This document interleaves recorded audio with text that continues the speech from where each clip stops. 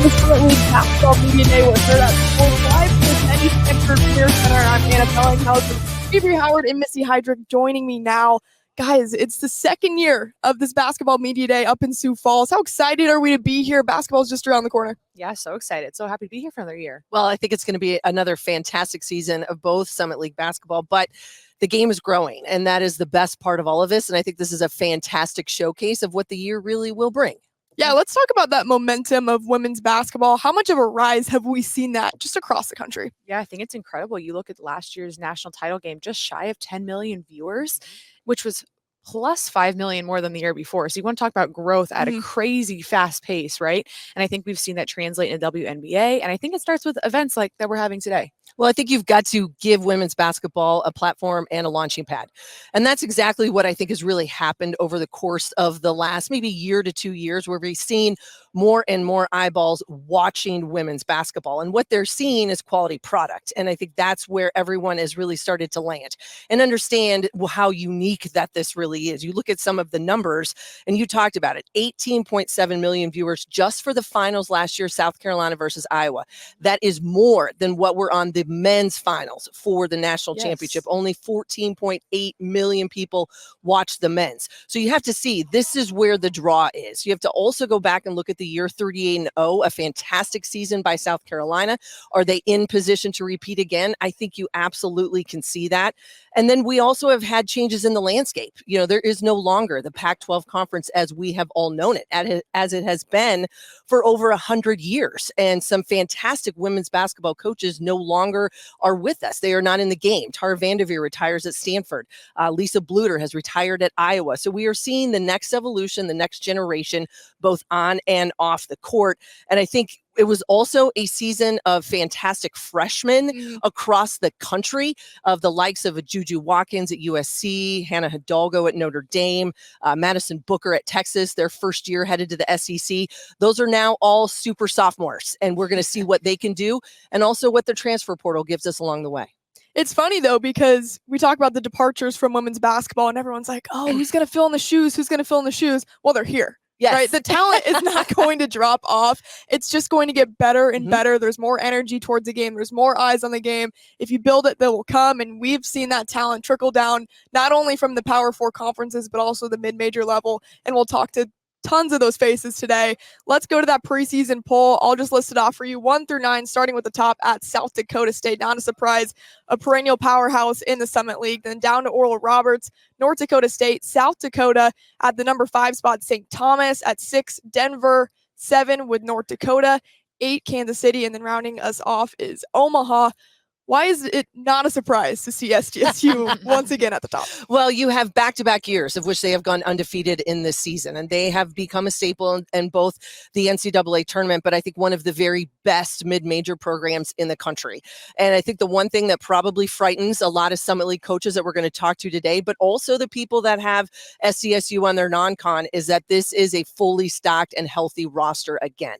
They went undefeated last year without 2 all-conference players in Haley Timmer and with Callie Thiessen, and you take them out of the lineup. And then there were other injuries, but they were down numbers and they still found a way. But when you've got, I think, one of the best kind of inside, outside, front court, back court duos in the country, that really helps. And one of those is the reigning Summit League Player of the Year, and she's also the preseason Summit League Player of the Year this year in Brooklyn Meyer. Yeah, you nailed it right on the head there. I can't wait to talk to both of them just because what kind of careers they've already had, and they still have another year left. And you mentioned it too, when these other teams have SDSU on their non-con, it's not an off day. There's no automatic nothing there. You got that all. right. Yeah, Yes. and if you ask me, that's a strength of their schedule when it comes to postseason. But I think the coolest thing to me, and I guess we're all mid-major fans here, is to see the way that SDSU represents this conference when they do get into the postseason. There's a lot of respect for them, the kind of crowds and energy they bring to this arena in March. I'm really excited to talk to their players and their coaches today, because just a model of consistency.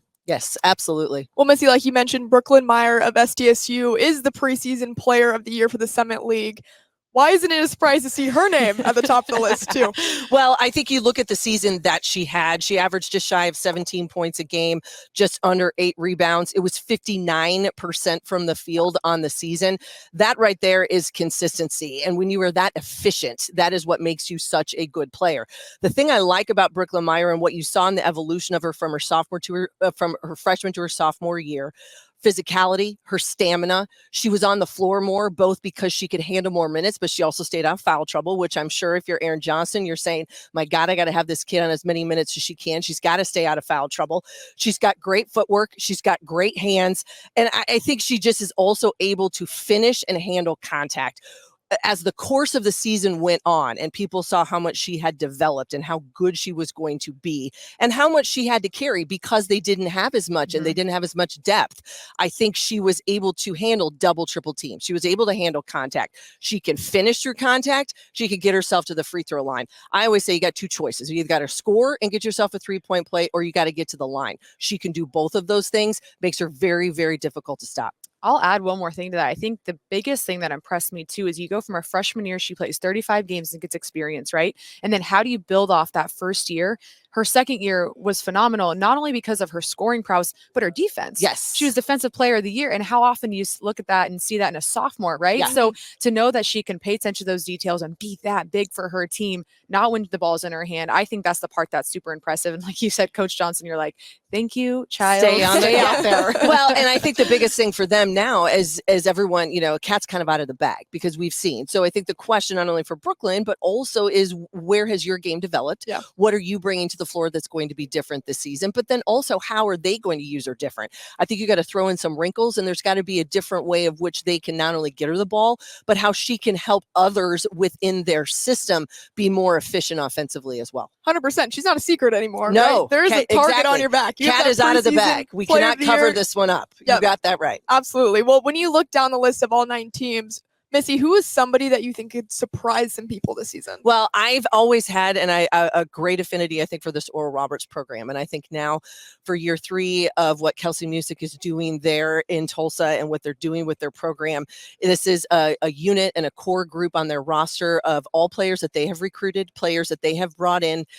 She's going to talk about it today. Speed kills. They love to get up and down. They're going to play fast. It's a system that she has embraced and that her team has embraced, and it is working. I think that they have the capacity to be able to play with anybody offensively. The key is you've got to be able to shut people down. You got to defend. And they needed a little bit more size. That's where I think some of their issues have been. But I like this Oral Roberts squad because they are very, very difficult to stop. And they have one of the best arenas in the country, Yeah. and probably one of the best in mid-major sports. Yeah. It is phenomenal. Their fan base is great. So I think for them, there's so much going for that Oral Roberts program and what it can be. Love to see that, and it'll be exciting to talk to that program as well. Well, we'll wrap up right here, and we'll actually have Denver up first. But any final thoughts? Anyone we're also excited to talk to today? Well, I just think that there's so much energy when you look at where this conference is. And we have to also keep in mind and understand that when you're in the world of the mid-majors, that you're thinking about this as being a one-bid league, right? So everyone wants to be peaking at the right time. All of these programs have scheduled themselves in the non-conference for challenges so that they can figure out who they are. But they know that the true test is when you get into conference play. And I got to figure out a way to get my team to be gelling at the right time and peaking at the right time, because March is where it's made. And if you're a one-bid league, then someone's got to come back to this building in March and figure out a way to punch their ticket to the big dance. And I think that's the exciting part, because it makes it incredibly competitive all season long. Yeah, couldn't agree more. I think what we saw last year, just the talent that was on display. I talk about this all the time, but it's so hard for you to know until you're here, I think, because people don't think about, the Summit League tournament in Sioux Falls. And then you're here and you're like, It's whoa, all all this this atmosphere. energy. And they Yeah. have both the guys and the girls in this building. And there's just the excitement of basketball and the talent, especially here in the Dakotas and the rivalries. And it's a really cool experience to be a part of. And I hope and wish more people can hopefully see it soon, and they see it on nationally televised television, just to understand like the talent that is in this conference. And that's why you see the names in this conference going into the WNIT and the NCAA tournaments and going on runs and challenging teams year in and year out. So I think at this event to start the way that we do and talk to everyone and get a lay of the land and just give them a little bit more love and respect that they deserve to kick off the year. I love this event. I'm excited to talk to everyone. Yeah, well, we have Denver up first. Like I mentioned, we're excited to get to them. We'll take a quick break. We'll be right back.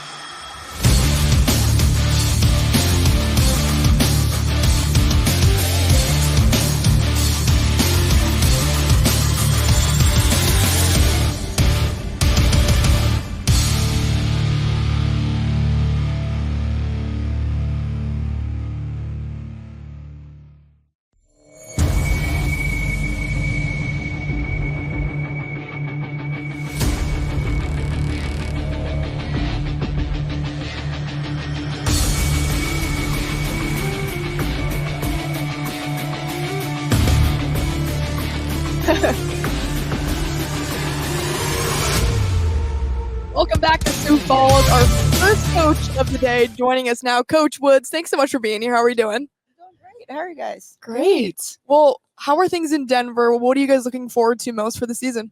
Basketball.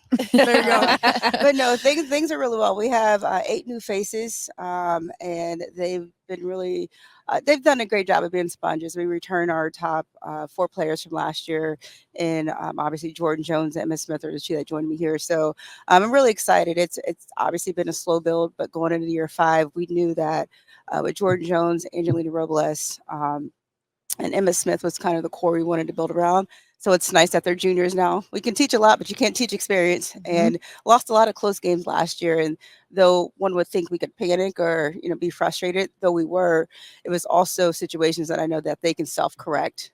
This year, just having experience not being in those situations. So I'm excited. I'm excited. Last year was hard, but we all survived. Had a great summer and really good fall as well. Yeah. You mentioned Jordan Jones. She's here with us today, and we'll get to talk to her. But she's voted preseason All-Summit first team this year. And as you just mentioned, only as a junior, she has a lot of experience for you. Just what does she bring this team, and how much will you lean on her as a leader now this season? First of all, we need to bubble wrap her because Jordan is so versatile, and we talk about this all the time. We really have a great relationship. And her freshman year, she struggled, and we knocked heads quite a bit. And my best friend actually has season tickets who lives in Denver, and she'd always say, "You know why you and Jordan bet heads? Because she's like you were in high school." And once I shifted my mindset, I was like, you know what, you're right. She really is. And so I knew how to talk to her and coach her. And so we've knocked heads, but it's nice for going into this junior year. She really has embraced that leadership role. And I think one thing that doesn't get enough credit is how much time she puts in her game. She will watch film. Coach Dubs on our staff is the analytic one, and she wants to know her numbers. She wants to know how to be better. And I think that's the part that's overlooked. So she's a 6 foot. Honestly, you'll see her play in positions 1 through 5. We talked about her playing at points this summer, and so now when we go over plays, and she's like, "Okay, I need another rep so I can get it at the point." So probably just give away a little secret, but yeah, expect to see her literally positions 1 through 5, and hopefully she can stay out of foul trouble. But I'm really proud of her. I think the growth that she's had, and she has so much basketball left ahead of her, but she's going to be the catalyst that makes this team go. Coach, you were the top three-pointing team, shooting team in this league last season, second year in a row. It was just a little over 8 per game. As you look at this roster with 8 new faces, but yet some very solid returners, you've liked to play fast, you've liked to play on the perimeter. How is that equating, and are they picking up the system so that three-point shooting can continue to be as effective for you going forward? Yes, I think a couple of things that our staff did a great job of is we finally have size now as well. I think one of the underrated parts about the summer league is just how big people are. So, Yeah. Coming from a short person myself, that's how I learned to shoot. You want to drive in there, all that stuff is cute until you got somebody 6'2" waiting for you. So, Right. I think we have 8 or 9 now, 6 foot or bigger on our roster. So that was a big. A big factor for us, but then just their versatility. So everybody, we do shooting drills. It doesn't matter how tall you are. Everybody's shooting threes. Everybody's shooting threes, but it's deceptive because people think we just want to shoot threes. We're actually 130 use shots, we 133s, and because I am coachable, as I tell our players, they wanted to have a 3-level game. So there are moments where you can't shoot the mid range. Again, it's the lowest percentage shots. We talk about that as well. But we've talked about when to use it, how to use it, and to kind of see that versatility in everybody's game. Again, we'll do shooting drills, and everybody lines up together. So we have three freshmen that are 6'3" plus, and they're out there with everybody else actually shooting the ball pretty well. So you're gonna see hopefully a faster play. Honestly, last year we had to run a lot of sets between our 4 core returning. I think they averaged 28 plus minutes a game, with Emma Smith averaging 36 minutes, which is just crazy to think in a 40-minute game. Like, she had no legs to do anything at the end. Right. So we addressed that too. In terms of getting some depth. So I'm excited, but you're going to see a very similar style of play, and hopefully a little faster than if you thought last year was fast, but it'll be a little bit faster. Yeah. Let's talk a little bit about schedule, just as you think and as everyone approaches the non-conference, knowing that you want to figure out a way to find some success, get some of those early wins, build the confidence of your group. You go to St. Mary's in November, a couple tough interstate matchups in December. You're at Colorado. You've got Northern Colorado at home. Just talk a little bit about your non-con, how you approached it, and then what that does in setting you up for conference play. Yeah, I think again, Coach Dubs does our scheduling, and we go back and forth sometimes. But it was really important for us, as you mentioned, to set this team up for success. I think, if we have 3 non-division ones on there, and honestly, that's a reflection of I didn't do a great job of managing the bench last year. I didn't do great, not assuming that those are wins, but obviously, if you're looking on paper, then we're supposed to win those games. And I wanted to be in a better position to manage the bench better early on. And I think, once we got into conference play, it reflected just the lack of a bench. And we've also changed just our development in the sense of some of the young people that we know are going to need a little extra time, but having the balance of some games that you're supposed to win, some games that are going to push you, some games that play similar to teams that we're going to see in the Summit League, in St. Mary's, in High Point. Now, High Point reflected the old South Dakota, but they have a new coach now. But we played Carrie when she's at Idaho. So there is some thought that goes into that because you don't want to do something completely off the wall that you're not going to face and prepare you for conference. So I think we did a good job of having that balance. And, I'm one that works in short-term goals. Obviously, no one's showing up to practice excited for second place. You got that right. Yeah. Sixth place. Everybody's training to win a championship. So that's stayed the obvious. But I'm really excited for us to compete non-conference. And it's our goal to have a winning record going into conference play and to want to know each game is what we talk about. And I think we have the chance to do that. And then ask me again in December, what our conference goals are. But non-conference, I think we really can compete with the experience that we have and the schedule and be pushed, obviously, but really take a lot of lessons going in conference play. Got it. Coach, 3 players from your roster aren't from the U.S. How have you expanded that recruiting journey and tried to implement maybe those players that aren't from here? Yes, Emily Council is going into her 5th year with us. So this is my 5th season. And I told her we've been here the same amount of time. So she's seen a lot, heard a lot, and really to use her experience this year. I think the international piece is, especially now with the portal, you don't necessarily have to go over, there's a ton of scouting services that will send you. So it adds a different piece. I think the FIBA game is so different. The international game is so different. It gives you some versatility. And recruiting is just, this is my 24th year overall.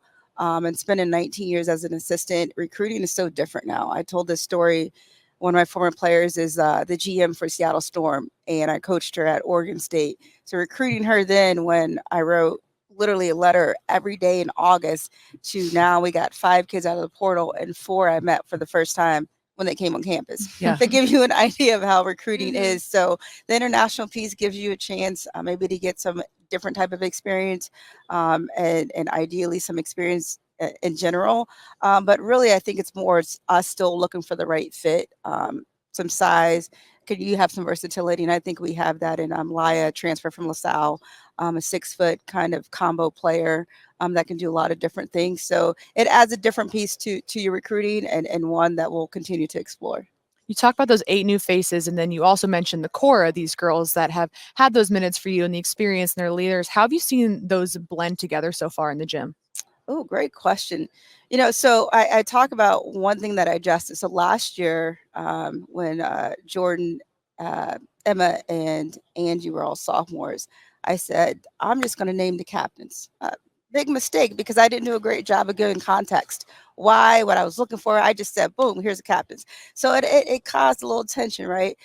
So we go to the spring. We obviously all get through the year, and they decided they want to be player-led. We were actually in this building, and we lost to North Dakota State. And in the locker room, I had this whole speech ready. And before I could say anything, Emma Smith literally said, "If you're not ready to work, don't come back."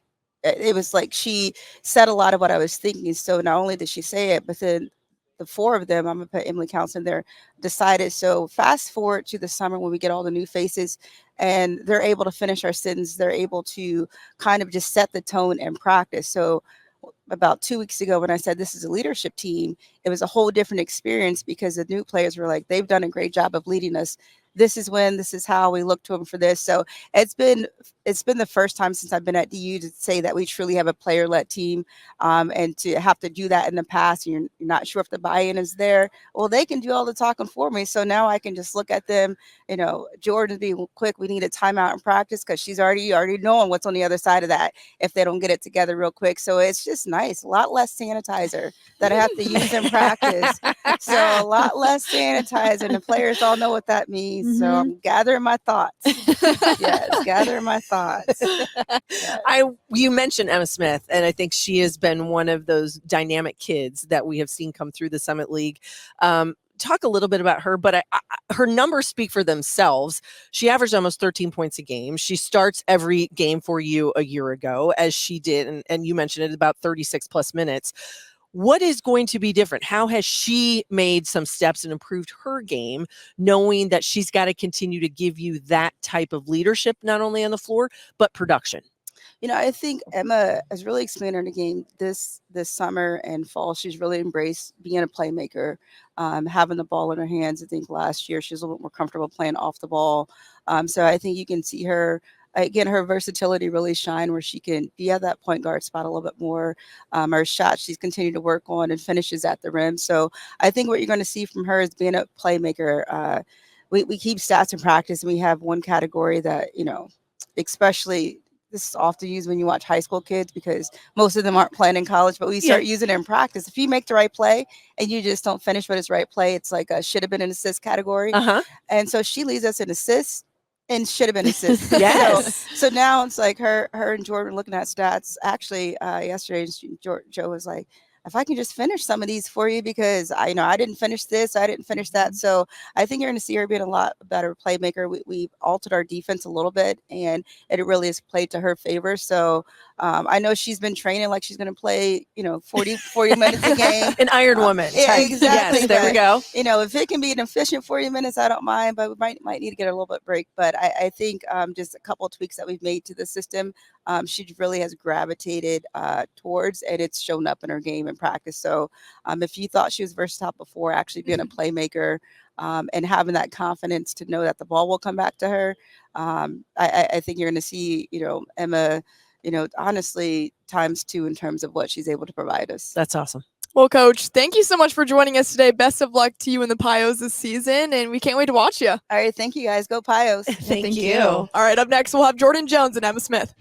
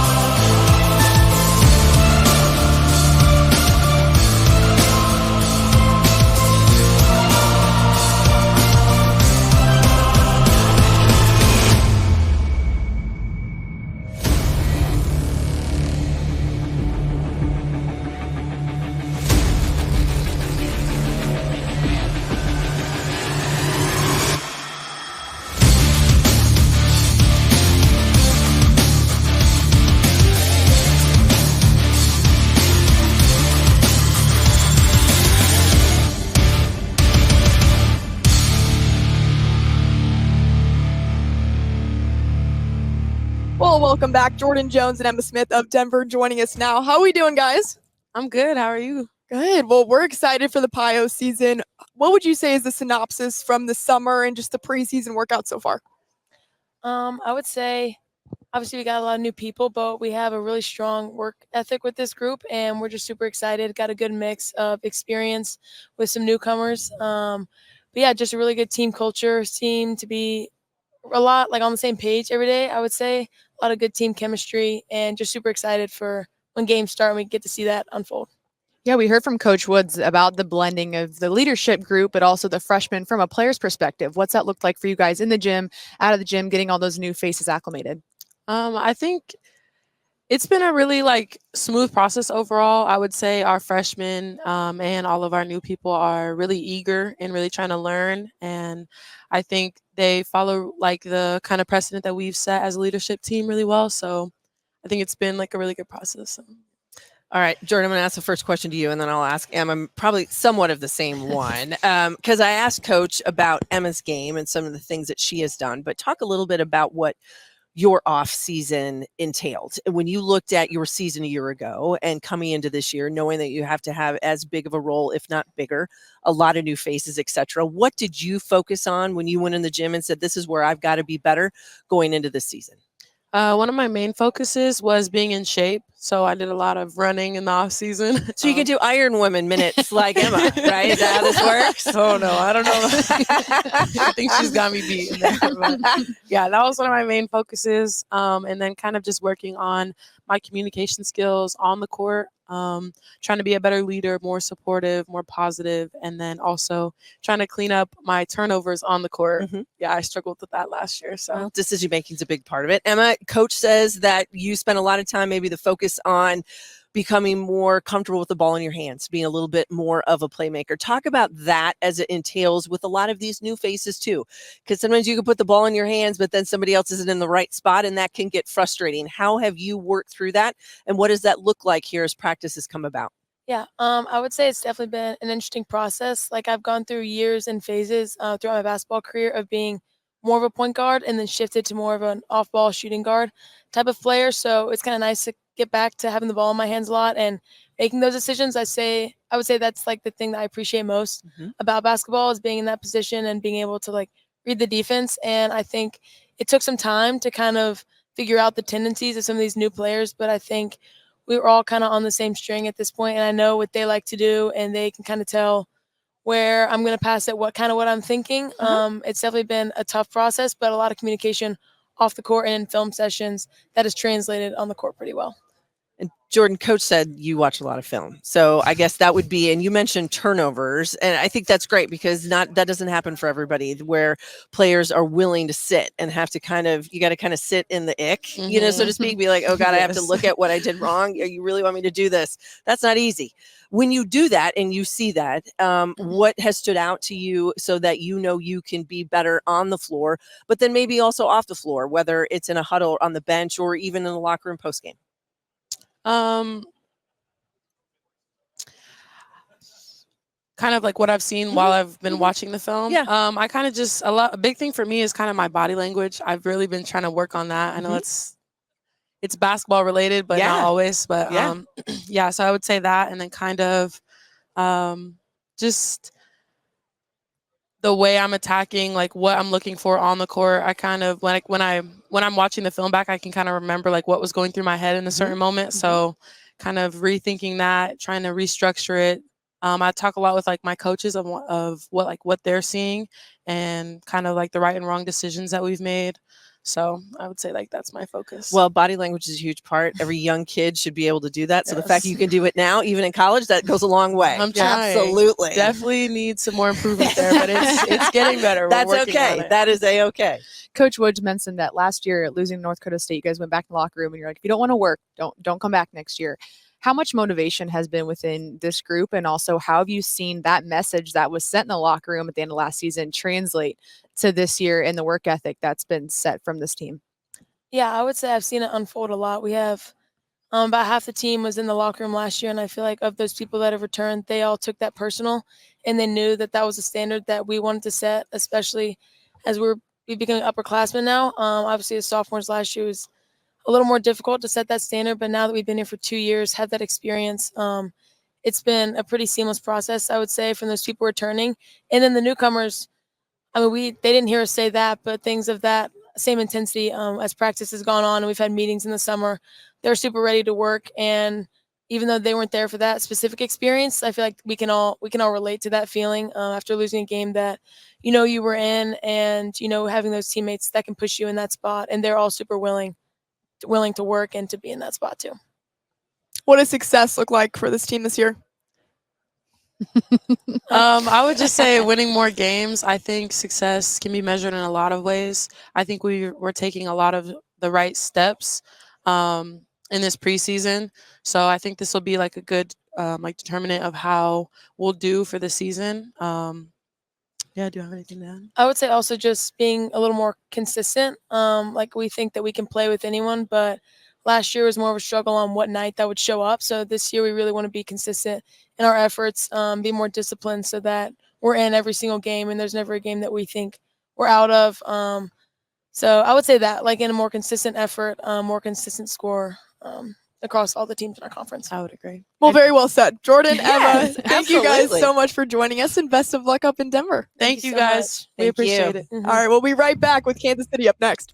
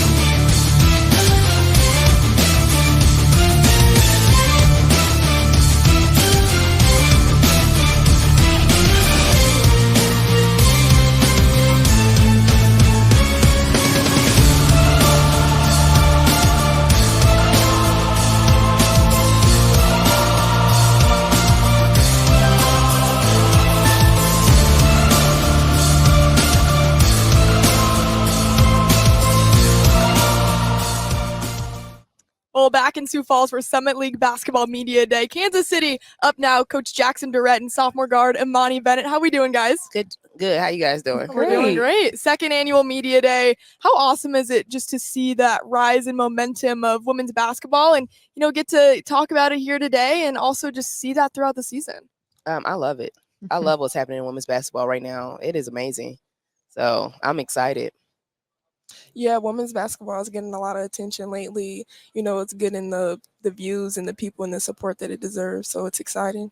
I love it. Well, let's start with this preseason and what's been really on the minds of this Kansas City team with the offseason. How would you describe what an offseason it's been, Coach? I think the offseason has been a lot of growth. I think we've been competing, which is the two things that we want to focus on, right?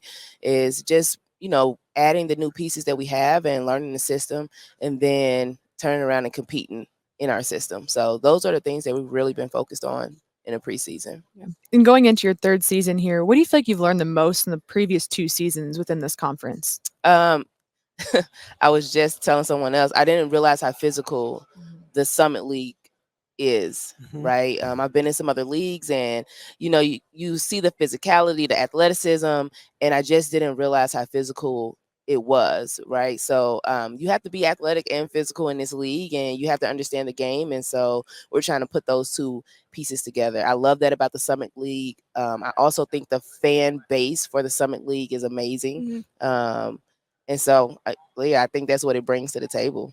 You talk about that physicality. A year ago, you retooled your roster, new faces, some young players that came in and got big minutes for you last season.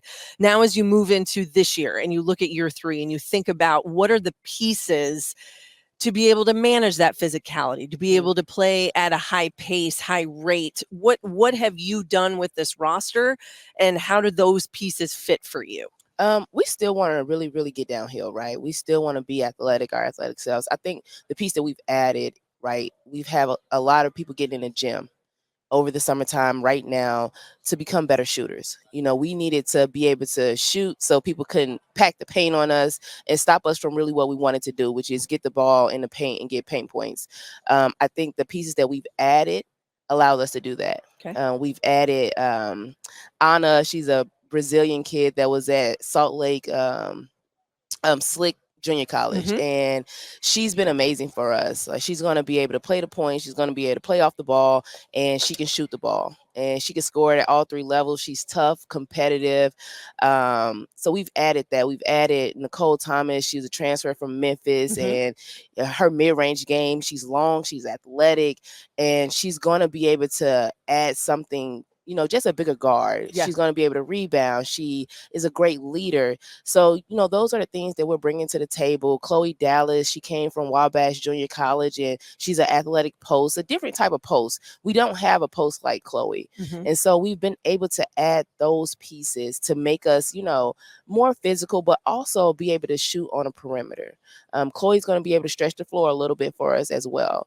And of course, we have Imani returning. She's been in the gym, working on her game, just working on her confidence. That's been such a big improvement. You get your best between your freshman and sophomore year.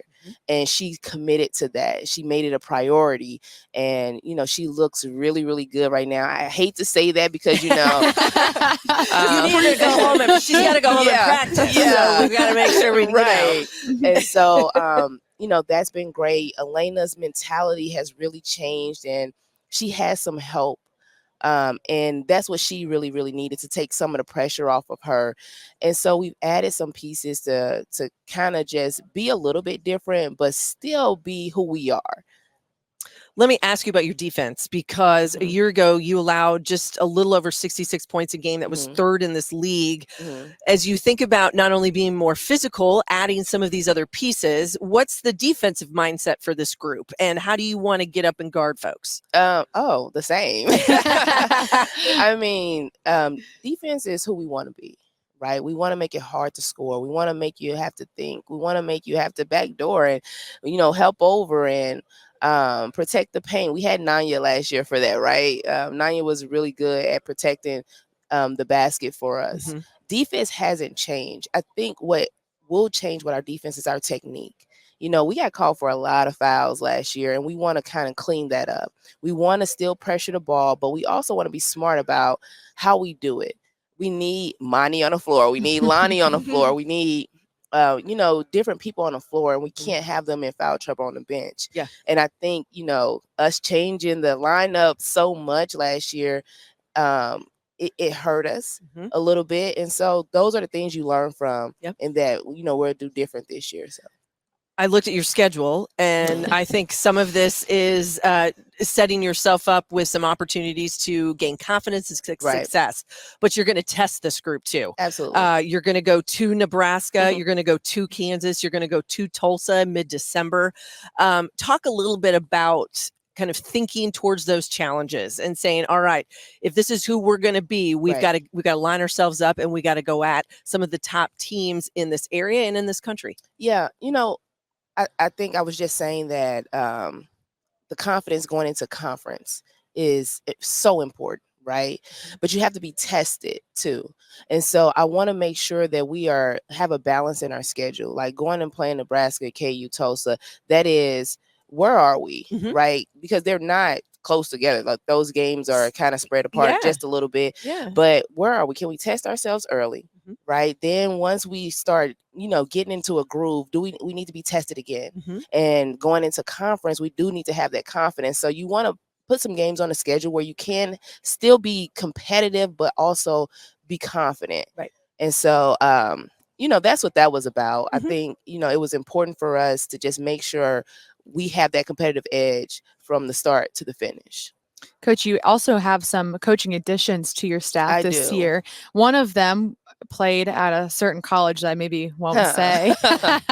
But what do those additions add to your coaching staff this year? Oh my gosh, they have been amazing, you guys, really.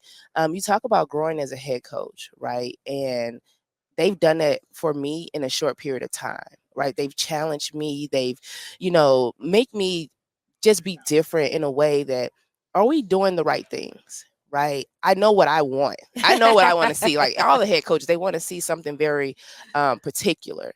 But is that right for our team? And they don't mind, bringing that up in conversations. We meet every day. We talk about practice every day.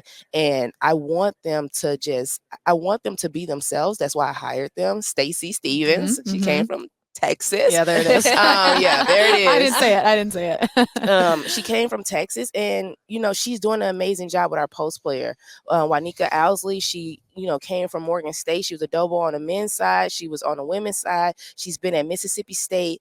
She knows how to get the most out of our point guards and our guards, and just adding them the level, like we're all the same age, and just the competitiveness that you bring and the challenges to me that I brought to the table with them have done great for our team, not just me, but for our team too. Amani, between your freshman and sophomore season, what kind of jumps do you want to see? Maybe in your game or physicality, what do you hope for? I mean, as far as my game, the biggest jump personally would be my confidence. And, after having that experience, because, as a freshman, it was hard. I was nervous, being on the collegiate level was different. It's at a faster pace and it's a lot to learn. But now that I have that, now that I've been learning, I've had that experience, things should go smoothly. What do you feel like has been the biggest part of your first year that you learned about this league and how that can help you shape your game in year 2? I'd say the biggest part is, like the physicality. Players are here, they're bigger, they're stronger compared to being in high school when you might be the biggest or the strongest person. So getting used to that and getting used to playing with girls that are like that.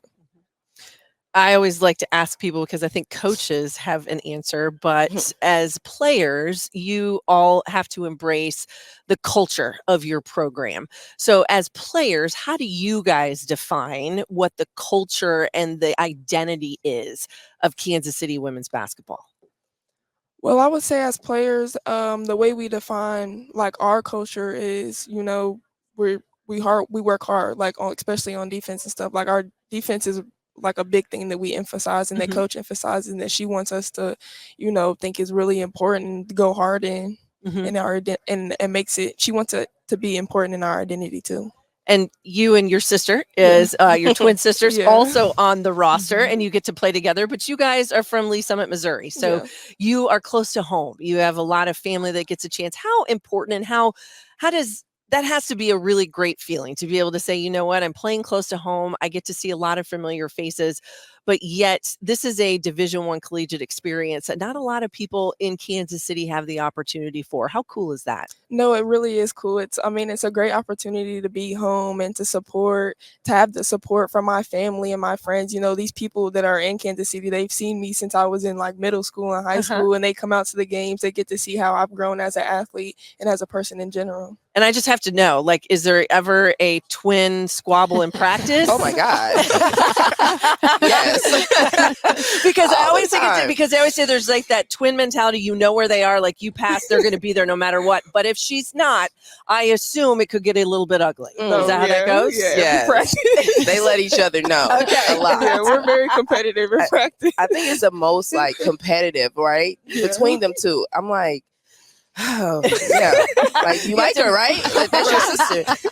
But make sure they're matched up against somebody else in drills. Is that what you're saying? Yes. Okay. But it's good. It's good energy. We love the energy. That's good energy. That's the best thing to have. What was it like growing up then? That competitiveness? I mean, we've always had it. We've always, been who's going to be first to do this, who's going to be first to do that. But it's fun because I always have somebody to push me to make me better too. So. Yeah. On the topic of family, I want to ask a question for both of you. We'll start with Coach. When I read about all your players, the new additions, the girls that have been here, the main thing is it feels like family. That's what drew me in. So I'll ask you how important that is that you have a family atmosphere. And then Amani, you can kind of follow that up with just how you feel that as a player. I think, excuse me, I think it's super important, right? We have some international players and you definitely need to make it feel like they're supported, right? They can't just go home like, Monty can, even though she has her own apartment, like she can go home to Lee Summit at any point in time she wants to, right? When something goes wrong, it's hard to be away from home. So you want to make sure that they feel like they're taken care of. I bring my family around. That's important to me to be able to just bring my daughter around, these young ladies and have her look up to them. Like she spends a lot of time with them. And so I think, the general consensus in our environment is that it's very family oriented and families fight, right? We just talked about that, but it's not perfect. And that's what I let them know in recruiting. Like, yes, you want a family atmosphere, but you have to also understand that families fight. They don't always agree. But at the end of the day, when things go wrong, who do you want next to you? And I'm hoping, for everybody in our program, in our circle, that it's us. Like they want to be next to us when they have a good day or they have a bad day. All right, so we have a lot of Kansas City area natives on this desk. I'm not one of them. I'm from Omaha, Nebraska. But I want to start some controversy. So what is the best barbecue spot in Kansas City? Oh, You have to ask Monty. I don't eat meat. I say Gates. Mhm. Have you had Okay. that before? I Yeah, haven't. Gates. Yeah, Gates is really good. I think Okay. that's the best. Okay. I'm gonna say Q39. That my Yeah. husband would Q39 's vote. great, My too. husband would vote Yeah. for Q39. I've always been. It used to be Oklahoma, Yeah. Joe's, Joe's. Kansas City. Oh, yeah. So I've I'm heard kind good of a things. Joe's Yeah. fan. I just get sad because they're not open on Sundays, and so like when I want barbecue It's like and Chick-fil-A. exactly, I can't get it on Sunday. So then we go to Q39. Yeah. So that's really what usually Okay. happens. Yes. All right. Well, I think mine's Q39 so far, but I will try Transplant. Gates. Okay, Yeah. I'll try Yeah, that one. Q39 is good. Is though. good. I've had Okay. that, yeah. Gates is Okay. like a staple though. It is. Yeah. It Yeah, it's a is. It's staple. tradition. I've It had- is Kansas I've City had tradition. Texas barbecue too, and I still prefer KC. So Okay. Oh, Well, You see, guys- then you you guys won't get can't hurt booted me. off this I was desk. gonna That's say. good. Yeah. You get to stay. I won't tell Stacy. don't tell her. Yeah. Well, guys, thank you so much for joining the show, and best of luck down in KC. Thanks, Thank y'all. you. Appreciate it. Thank you.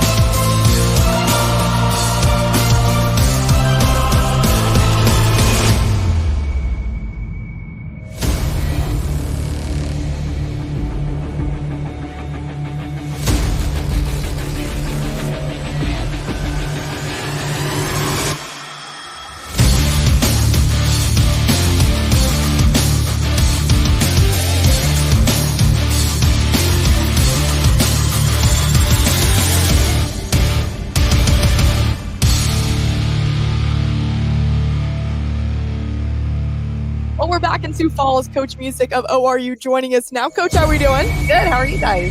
Well, what's the excitement level in ORU preseason #2 team?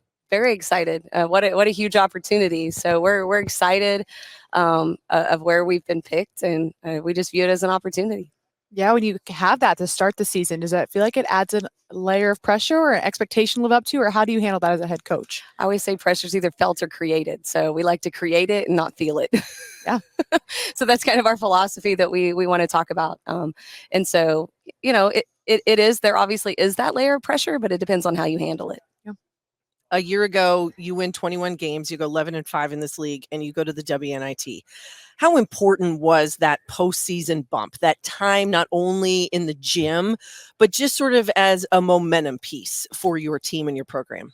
I think just having that young team, we had 10 new players last year, having the understanding that that is our goal. We want to play in the postseason, and basketball is a long season, but just like you said, to be able to be in the gym, have those practices, prepare for those, postseason play games, that has to be an expectation. And for those young players to be able to experience it, it's just going to help us in the future, and especially in this upcoming season. This roster of yours looks pretty similar to what you had a year ago, which I'm sure is Finally. a very nice feeling for you and a coaching staff.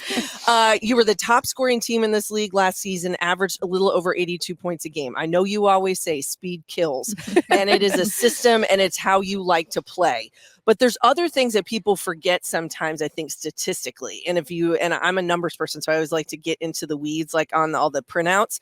You led this league in steals, turnover margin, assist or turnover ratio, offensive rebounds. That is a lot of consistency from a young group. Yes. What's the carryover? What has been the focus? And how does this team now take it into this new season?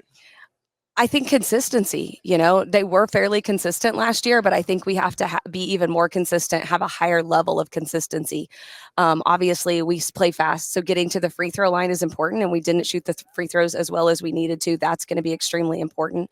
Obviously, I think we have to have other players helping Ruthie get rebounds. She is a rebounding machine, but those things are important. Limiting our turnovers in the midst of playing fast. Hannah Cooper helped us with that. Yeah. So, now we have to replace that, and that's going to be an extremely important piece for us to be as successful as we want to be, is we have to still be able to play at the speed we want, but limit those turnovers, making good passes, making good decisions.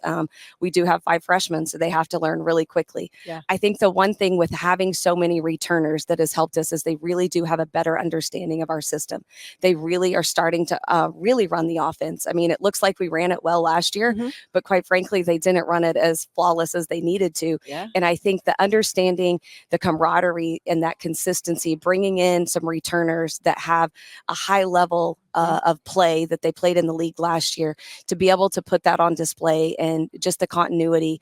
I think that they're running the offense better than they did last year, and I think that's going to be important. Their spacing and them sharing the ball at a high level is going to be extremely important, and they're starting to do that in practice, which is important. You mentioned Hannah Cooper. She was one of my favorite guards in this league over the last couple years. I think she blossomed in your system. She did. But you got a really great news when Ruthie Udoma said she was coming back for her 5th season, the best rebounder in this league. She spent 2 years at Oklahoma State before she lands at Oral Roberts. Just talk about having a player like that say, you know what, I'm coming back, I'm making a commitment, and what that does for your locker room and your leadership. I mean, just having that consistency, they have faith in Ruthie, and they know that she's going to get rebounds. They know that she's going to get putbacks. They know she's going to be able to guard in the post. She has a speed and an athleticism that it's just top notch. I mean, she's just phenomenal, but she's an even better person, like you said, in the locker room and off the floor. And so even though she's not the most vocal, she leads with the fact that she's very consistent. She never has a slow gear. She's always working hard. She's always pushing herself and her teammates. So just having her come back and know that we have that rebounding, that consistency, that leadership, someone around the rim who can, put in the hole, and she's really worked on, I think, her post moves, which I think is going to help us. We've got to be able to get some moves, some post moves, some points in the paint, not just off of putbacks. And then the fact that her mid-range game, I think she's worked on that as well, and she's really going to be able to excel there. But just her leadership, consistency, and being able to have a nucleus coming back with consistency and just a maturity. Yeah. It's really going to help us. You tested this group last year. I said that you were kind of like an honorary member of the Big 12 because it seemed like you played like all the Big 12 schools in the non-con. You've got some tough games on the schedule, but yet challenging, but ability to kind of figure out where you are. You go to Oklahoma State. You've got Tulsa in your city matchup. You're at Arkansas. You've got Oklahoma in December. Just talk about how you and your staff worked through scheduling and said, you know what, this is where we got to not only build confidence for our kids, but we got to go out and see who we are before we get to Summit League. Yeah, the Summit League is not easy. I mean, I think it's a great league, and it's not easy for us to be able to. We want to compete at a high level and win and be consistent. And so, playing those non-conference games against the Big 12, the SEC, playing some of those bigger games, playing TU, we have to play them, at their place this year, and that just helps see where we're at. I think that one thing I love is that my players embrace the fact. I always say, if you want to be the best, you got to play the best. And so we have to put it to test. We have to go see where we're at, what we need to fix so we can hone in on those things before January, before league play starts, before we really get to, just drudge ahead and push forward and see where we're at so we can be better, so where we want to land, because obviously we have some big goals in this league, and those kinds of games are going to help prepare us, and it will be battle tested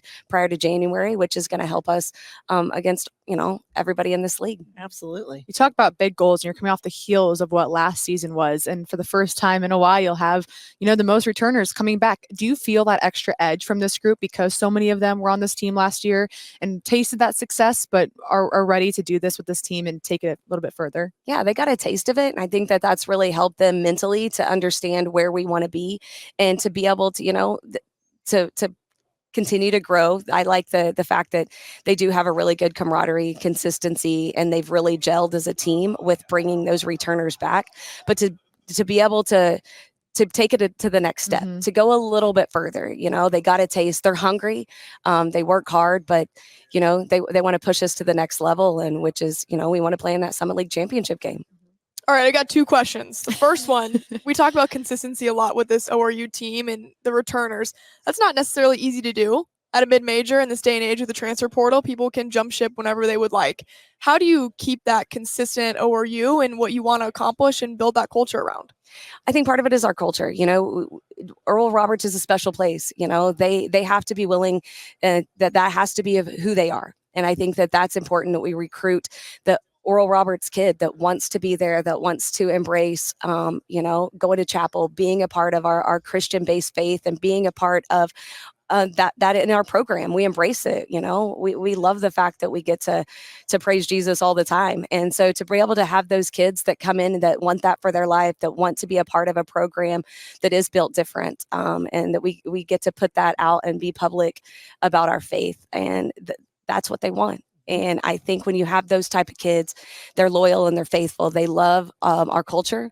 They also love our system, which is the dribble drive. So to be able to put those things together, I think that helps us be able to retain those quality top-notch players, because they want the culture, they want the family type atmosphere, and they want that system, and they embrace it, and they are flourishing. Yeah, I got a little bit of a glimpse of that. I went down to Oral Roberts for actually a men's basketball game and got to see the atmosphere and the fans in the arena. And I fell in love with just the campus and everyone on it. Honestly, they're just so kind and welcoming. What makes that place so unique? I think the prayer tower is a focal point. If anyone comes to ORU, the praying hands are at the very beginning of our campus. I mean, everyone wants to stop and take pictures there. I think it's awesome. But I think the culture and the way that we're trying to build this program on the base of our faith, with the dribble drive and incorporating all of those things, faith, family, and fearless, those are the pillars. And I think that just because we are a little bit different, our players do go to chapel. It makes it special. It makes it different. And the fact that we get to worship and praise, we have chaplains, and we get to stand behind something that's bigger than us, man, it's a blessing. Coach, I got to ask you, because you mentioned fearless, and I think there's a lot of kids on this roster that's how they play. And one of those people who stepped in as the 6th Woman of the Year last year in the Summit League, Jaylee Oglesby, and she's also transferred, came to you from Arkansas Tech, from a Division II program, came in and just kind of set this thing on fire, and no nonsense, cool, calm, and collected is what you see from her. Talk a little bit about your 5'8" guard and about what she brings to the floor and what you need from her this year.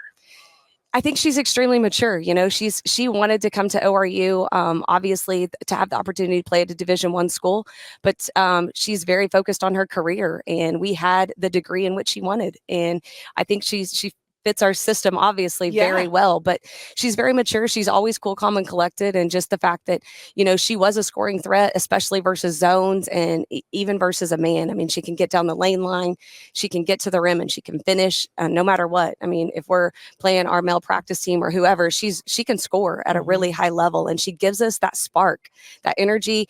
You know, she was the 6th man for us by all means. And like, even though she was one of our leading scorers, to have that punch off the bench, that she could come in and get some quick, easy buckets, that she was so, you know, fearless in that aspect. And those are the things that we talk about, faith, family, and fearless. And we live by it. Those are the pillars within our culture and our program, and the fact that our players genuinely do buy in, and that we want them to, you know, our theme this year is activate your faith. And so we are really focusing on that too. And I think Jaylee does that. You know, she has faith in our program. She has faith in the fact that wherever we put her, she's going to come in and be a spark plug. And I appreciate her maturity and understanding and being able to be that for us, because it's been huge. And that piece is hard to find. And not every kid's going to embrace that coming off the bench. Oh, no. You know, I mean, in this day and age, as we were talking, as we think about the portal and people, I mean, it is the wild, wild west. It is. You can turn over and go somewhere else tomorrow. Absolutely. And sometimes if you embrace your role and understand it, really good things come of it. She seems to be a great example of that. She is. I mean, just to be able to be mature and embrace that, and not be, you know, not that everyone's just happy about that, but she really does come in, and she does what we need, and she's a fighter, and she's just scrappy. Yeah. And the fact that she comes in and gives us that spark, I mean, what a blessing. And kudos to her for being mature about that. Absolutely. Fearless. No doubt about it. Amen. Well, Coach, before we let you go, I have the most important question. Are you a fan of chicken salad chick? Yes. Okay. Not everyone else is, but I am. love it. I know Avery loves it. Missy? I have never been. Never been? No. They just opened a new one in Tulsa Hills, so it's not Oh too my far gosh. from ORU. Okay. So I discovered it when I was at this men's basketball game, and I'm like tweeting about it. I'm like, has anyone ever heard of this place? Where has this place been hiding? And apparently, so I live in Omaha. Avery does as well. Apparently, they're making one up in Omaha at some point. It's because of your tweet. And I think it might be. And you know what? I'm a You should huge be fan. getting like some commission or I know, something from I know. that. There we go. This is not a paid She was sponsorship. talking about it, and I was like, is this a newfound love? Like, you never heard of it? And she was like, I'm going to ask every Oral Roberts person about it. No, I'm a fan. I like it. Yeah. I think a couple of my assistants would too. I know Coach Anderson would, but yeah, I like it. Okay. Perfect. I'm a fan. I love support it. you. Well, I have to get down to Tulsa, I guess. Well, come on. There we go. And next time you're going to be at a game, I can always, I'll bring it to go if you give me a That's heads perfect. up. I got That's you. perfect. I got your back. Got the connections now. Well, Coach, thank you so much for the time. Best of luck down in Tulsa. Thanks so much. Thank you. Awesome.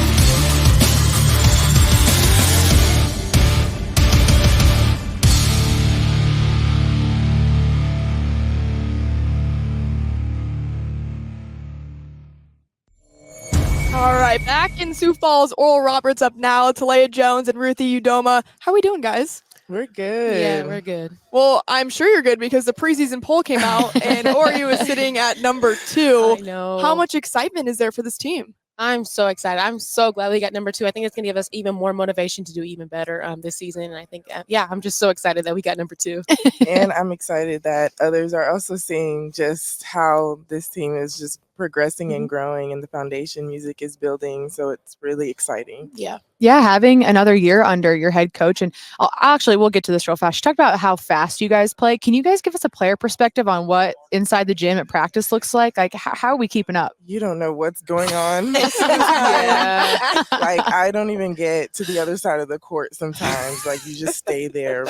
But Yeah, facts. it gets crazy. Yeah, somebody that runs the 2 spot and has to run corner to corner all the time. Yeah, it's fast. Sometimes you're just like, dang, I don't even know how I'm getting there. Yeah. Well, I'll follow up now. But having that preseason number 2, you talk about excitement. We could also talk about pressure. Your head coach talks about pressure, creating it or feeling it. How do you guys embrace that? Me individually, I like to embrace it. So it's like, okay, I'm in this pressure position, then I need to embrace it because, you don't ever get that all the time. And then this is the time to just, I feel like I always do best under pressure. Also, I think that pressure games always like motivate me to even do better. Yeah, I've always played pretty fast and, it just fit my style of play as well. And so being able to be inside and just also use my guard skills in there with music, it definitely brings excitement and a better sense of playing with everyone else and just gelling together and stuff like that in that area. So yeah. Ruthie, I would ask you this because not everybody says, you know what, I got an extra year and I think I'm going to use it. True. And you used your extra year, but you came back. So talk a little bit about that decision process for you and why coming back for that 5th year was important and having it be at ORU. I would say because of the coaching staff, obviously, and my teammates and just how we were all returning. And so just knowing just the foundation and the strengths that we do have and we could bring together and at this school as well, that's near to home and everything. And, it was just one more, you get one more opportunity to make a statement. So I really wanted to come back and, take it to the finish line. Coach mentioned that you've also been working on your game to be able to do some different things than you were a year ago. Everybody knows you are, if not the best, one of the best rebounders in this league and in the nation. But what else will people see from Ruthie Udoma this year on the floor? I would say, honestly, a lot of guard skills coming back in again. Okay. I've played a guard in my first 3 years of college, and it was just last year that I was put back into the post. Yeah. So I would say, yes, a lot of mid-range game and driving it, high post things, and probably even some threes. Okay. Step out a little bit. There you go. Join him out on the perimeter. So, She Miss loves Jones, I would threes. ask you this question because you spent your first season at UT Arlington. This past year was your first year at Oral Roberts. You came back home. And I know that from talking to your coach last winter, that was an important decision for you to find a place that you could be comfortable getting closer to home and Broken Arrow. You're this newcomer of the year in this league, a second team all conference. What was that first year coming back like for you? And how do you build off of it coming into this year? Yeah, I just feel like that I got all those recognition just because I was back home in my comfort zone. I think that being around my family, being close to home, even supporters that came from me from high school even came to support me and my friends. So I think that also helped me do really well. And yeah, I just really enjoyed being back home. And it's just great to be able to play for the community that I was raised in. Absolutely. Now, as you think about your game, what has been your focus in the off season? That its speed can kill, you can get downhill, all of those things. But what's going to add to your game going into this next season? Yeah, even like being more of a defensive stopper as well, playing both ends on the floor, and also just like working on my 3-pointer. I mean, I shot 3-pointer okay, but I really want to develop that even more to meet that, even have like another strength of me that people have to guard me even on the 3-point line too. Consistency goes a long way. Yes, There's no doubt. And yes. coaches love that. So Yes. that's a good thing. Yes. We talk about speed in the offense a lot for you guys and how important that is, but look on the defensive side. Both of you guys had a huge impact on defense. Second in the conference in steals. You had a career high 6 steals last year in one game. How much are you guys setting an example on the court by just the way you guys play defense, hoping that rubs off on the rest of your team as well? Yeah, I think that is so important for all of us to like just even us too to just show like, okay, this is what we have to do defensively for everybody to do that so we can win games and even like get more points, but then make the team even have less points than we do. And that's just so important for us. And I think that us showing that example is great for our team. We talked with Coach Music about this, but just the culture at ORU and the campus, what makes that place unique and why does it make you want to be there? I would say it's very family orientated, and it's just honestly built on God. And so that definitely allows all of us to just become just more of a family and together. And we're able to open up to each other more often than other places would really give you the freedom to do so. And so, yeah, it honestly is just, it makes it very comfortable and just easygoing. I think one of the words that coach use that people talk about within your Oral Roberts community, and I think your athletic department, is fearless.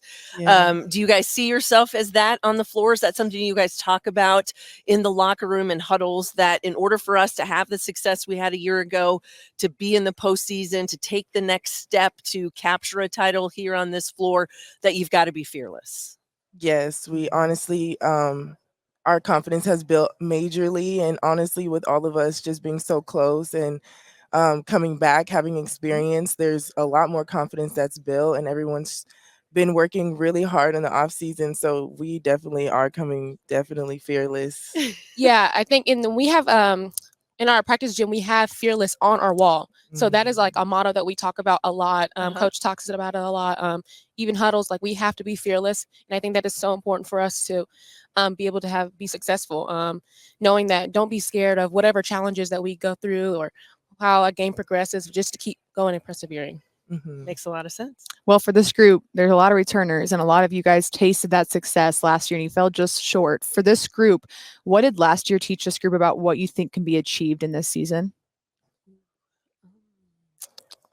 That's a good question. Yeah, that's a good question. They've been stumped. Deep in thought.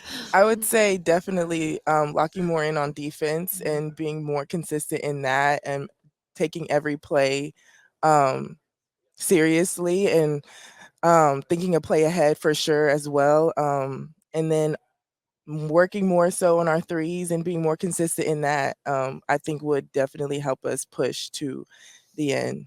Yeah, and I also think that us being like 8 of us returning, we know how it is. We know how this summer league is played. And so all we have is just 5 incoming freshmen. So they're going to learn what we know. And I think that's really going to help us even excel our game more. Well, before we let you go, we have to ask you about one thing that I already went off with Coach Music about. Chicken salad chick. Are you guys fans? Yes. Yes, that was a quick answer. That was a quick answer. Yes. Ruthie, okay. Ruthie says yes too. I'll take it a step further. What are we ordering there? What's our favorite one? Jalapeno holly. I like spicy stuff. Okay. And then I think it's the pasta salad. Yeah. I would say the pasta salad. Yeah. Okay. That's my favorite. Okay. I love that we even remembered the name. Yeah, wow. You're a true fan. I had no idea. She might be going there when she gets back. That could be dinner tonight. I know we're making everyone on the show hungry. This is all I know. I'm doing. Well, guys, thank you so much, and best of luck down in Tulsa. Thank you. Thanks, guys. All right, we got NDSU coming up next.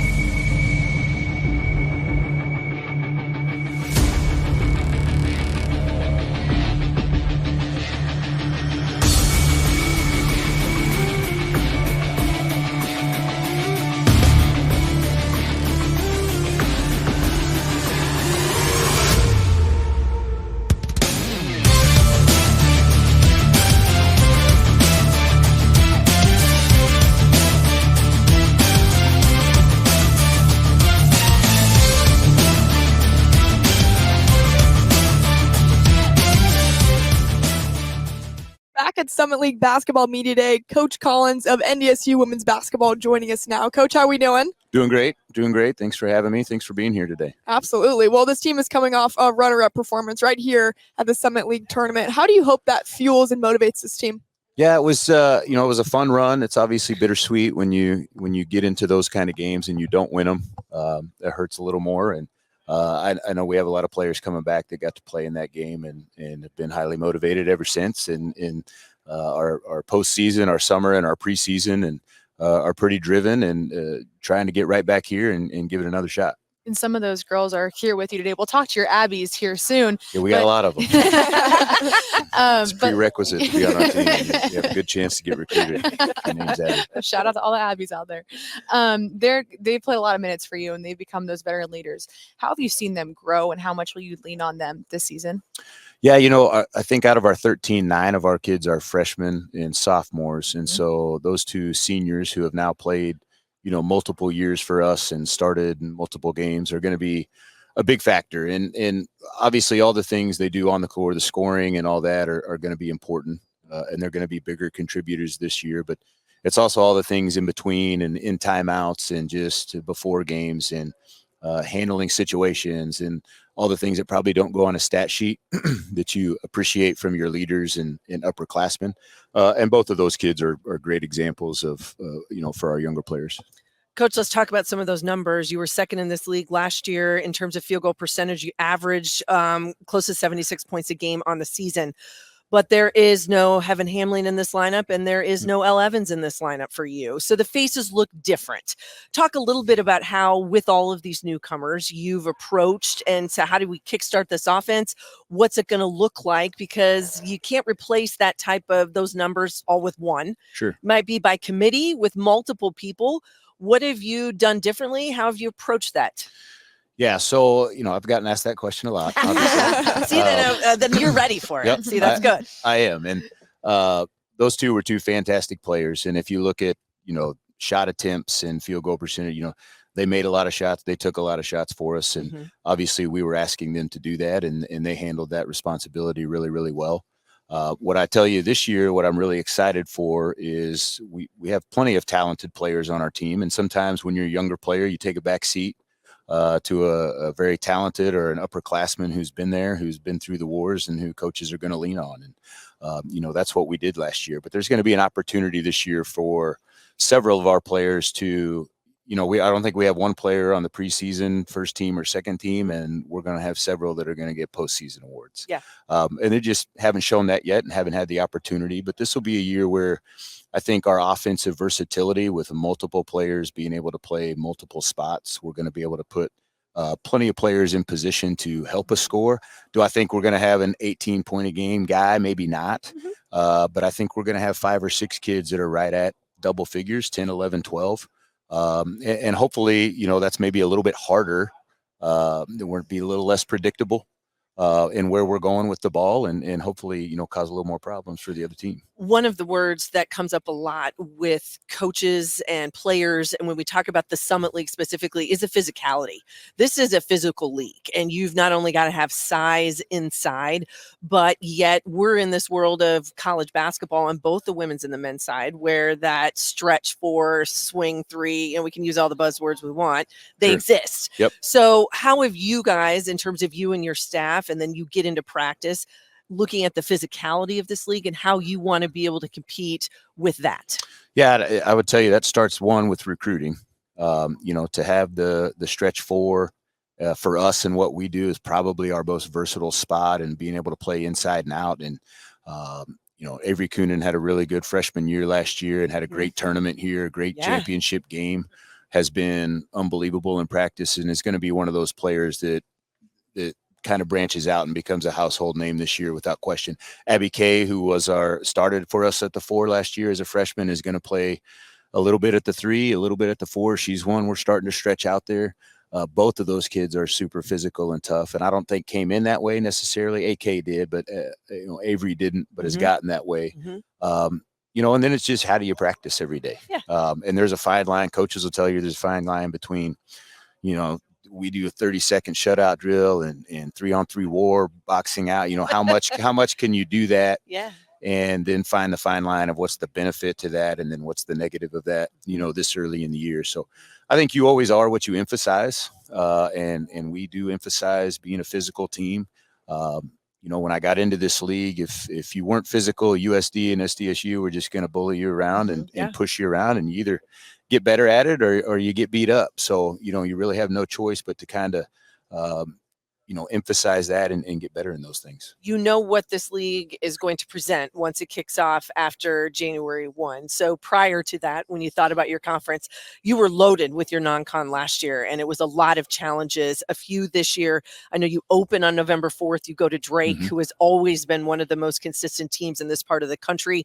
December, you go out to Washington. You're going to get UW. You're going to get Boise State. Just talk a little bit about what your philosophy was in scheduling your non-con and what you want to see early. Yeah, last year it was harder than what I wanted it to be. When Western Illinois left, we had to get 2 games. We just happened to get at Drake and at Iowa State. Oh, congratulations. That's awesome. That's what was left for us to get on the schedule. That wasn't by design. And I think we went 5-7, but I think we all knew, hey, when we get this is going to pay off for us when we get to league play. And, as a competitor, that's hard because we're trying to win. I don't like having a losing record in the non-con, but it was what it was. And we've put together another, what I think is a really good non-conference schedule. Part of the hard part for us this year is going to be the travel. I mean, we're playing in Anchorage, we're playing in Charleston, we're playing in Seattle, we're playing in New Orleans. Yeah. And kind of everywhere in between. But with our young, like I said, with 9 freshmen and sophomores in that group, it's going to be really good for us to figure some things out, some rotation things, who can really do what, where our pieces fit together against some really good teams. And then hopefully, like everyone else, you're just ready to go when January comes along, that you feel like, okay, this is who we are, and then you just go for it. You talk about those freshmen. Do you think sometimes it's almost it's a benefit because they just don't know what they don't know yet? Yeah, 100%. And some of them, we got a girl come in, Marissa Frost is a freshman from Centennial that played high level high school, high level AAU. She just does what she does, and she doesn't care who she's playing against or how old you're supposed to be. And I love that mentality. And that's going to, that's why she's going to get to play a lot probably early in her career. And Claire Stern from Maple Grove is the same. High level summer basketball, but also high level high school basketball, played in state championships on big stages and in big gyms. And those kids are a little bit more acclimated, just from that experience in the couple years leading up to college to be ready to help.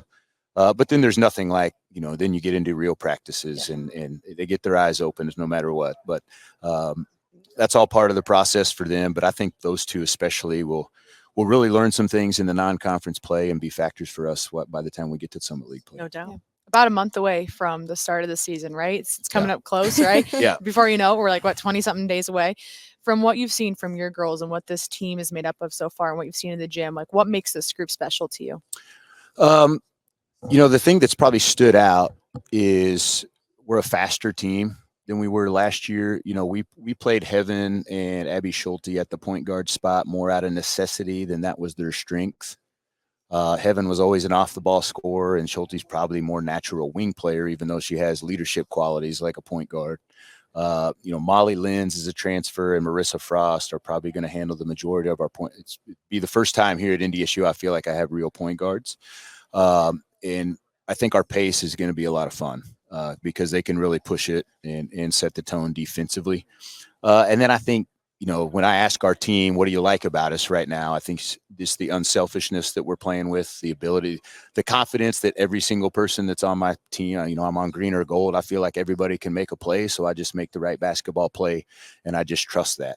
And hopefully that continues, and we can be a team that can go, 8, 9, 10 deep of players that everybody believes in and has confidence that can go out and make a play for you. Coach, before we let you go, where are you most excited to travel to? Well, the 2 places, I've never been to Anchorage, Alaska, so I'm kind of excited just to fly in there and kind of see what that looks like. And then Charleston, South Carolina, kind of an historic town. I've been to South Carolina, North Carolina, but never to Charleston.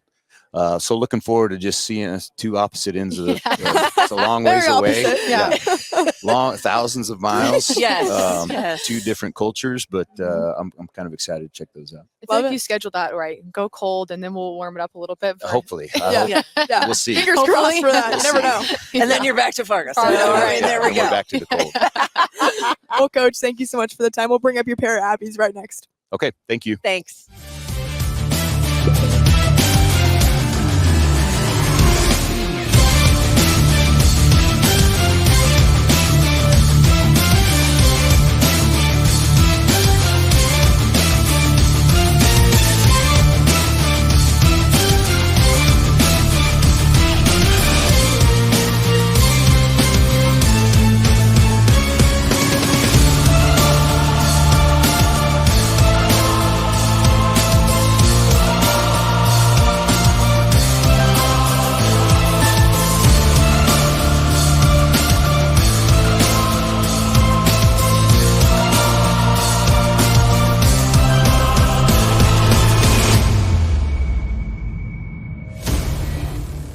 Well, Abby Draper and Abby Schulte joining us now of NDSU women's basketball. Have to ask first, how are we differentiating in practice between all the Abbies?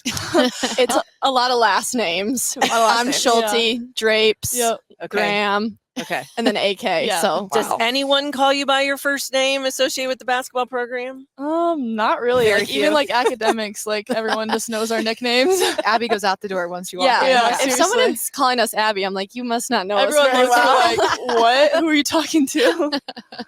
Or it's like your mom or dad, where they, you know, when they Yep, call you by your yeah. full name, then you Yep. know you're in trouble. So Yep. that's how that works. Ladies, your coach was talking about you've got a lot of new faces and you've got some young players on this team. You saw a lot of experience that was on this team a year ago that made a run here into the finals of the Summit League tournament. I know that was probably bittersweet, but yet as you come back, talk about the motivation of having a taste of it, getting so close to thinking about being in that NCAA tournament, but not having that chance. And how have you all kind of coalesced in your locker room, both on and off the floor? Yeah, I think a lot of, even though we're young, a lot of our freshmen were that are now sophomores were here with us last year and know what it takes to and got a taste of it just like the rest of us. So I think there's just an overall energy and a kind of a focus that we've always had since last year and in the summer that our new people even have picked up on quite easily. And we're really competitive, we're really focused and driven. So I think that's just the overall theme that we have going on that will lead us there again. Yeah, I mean, even with the young girls, I mean, like that's all they know. It's like the first year they already made it there, and they're like, yeah, we're just gonna always keep going back. So I think with that motivation, I mean, being able to like work that hard throughout the season, like knowing the length that young is like super good, and I think that will help us in the long run. No, I know for both of you, you played a ton of minutes, a lot of starts last season for Coach Collins. You probably all have a little bit of simpatico, coaches on the floor in the huddle. But just talk a little bit for each of you about what your individual focuses were in the off season to say, this is what I've got to get better at, how I can improve my game going into the next year. For me, it was a little bit of a position change. I played point guard last year and kind of the last 2 years, and I'm kind of transitioning off the ball. I've played it before, and so that's been a little bit different for me, changing my focus maybe to not so much facilitating, but looking to score and playing to my strengths there. Obviously working on my shooting off, like maybe not just catch and shoot, but off the dribble, things like that. As well as keeping my old strengths of getting to the basket, getting fouled and stuff like that. So that's definitely been my focus of getting off the ball and looking at those things. Yeah, I think playing to strengths is super important with this group we have too. So since we're all pretty deep, but I think that I was trying to work more on my efficiency around the rim, and even being able to like drive and pick and pop and just be able to do all those things, because that's like hard to guard, and because I've played multiple girls that do it. So it's just like building up that I think is super important, and I think that will help all of us. You were the top offensive rebounder on your team last season. And I always talk about offensive rebounding, that some of it's really not necessarily about skill. I think like 70% of it is effort, 30% is skill. So what motivates you to be a good offensive rebounder? Because not everybody wants to do it. Yeah, I guess it is kind of hard, but it is hard, but like it's also I feel like it's kind of like hard. I just feel like just winning the ball and wanting to gain another possession for your team, right? Is like just like super motivating, and being able to like just even get it out. Like if I go get an offensive rebound, I usually just kick it out and we like start our offense again because we get a reset on the shot clock, and I think that. Yeah, I guess it's just super. I love it. It's just so fun. Well, not everybody says that, so I'm glad you do enjoy it, and I'm sure your coaches are happy that you enjoy it as well. Well, you guys come in as preseason number 3, like we mentioned to start the show off. You fell just short, but for both of you guys, it's also your senior season. Just how much of an added layer is that? Knowing this is this final year for us, and this is what we want to achieve in our time here. Yeah, we have very personal goals that we talk a lot about that.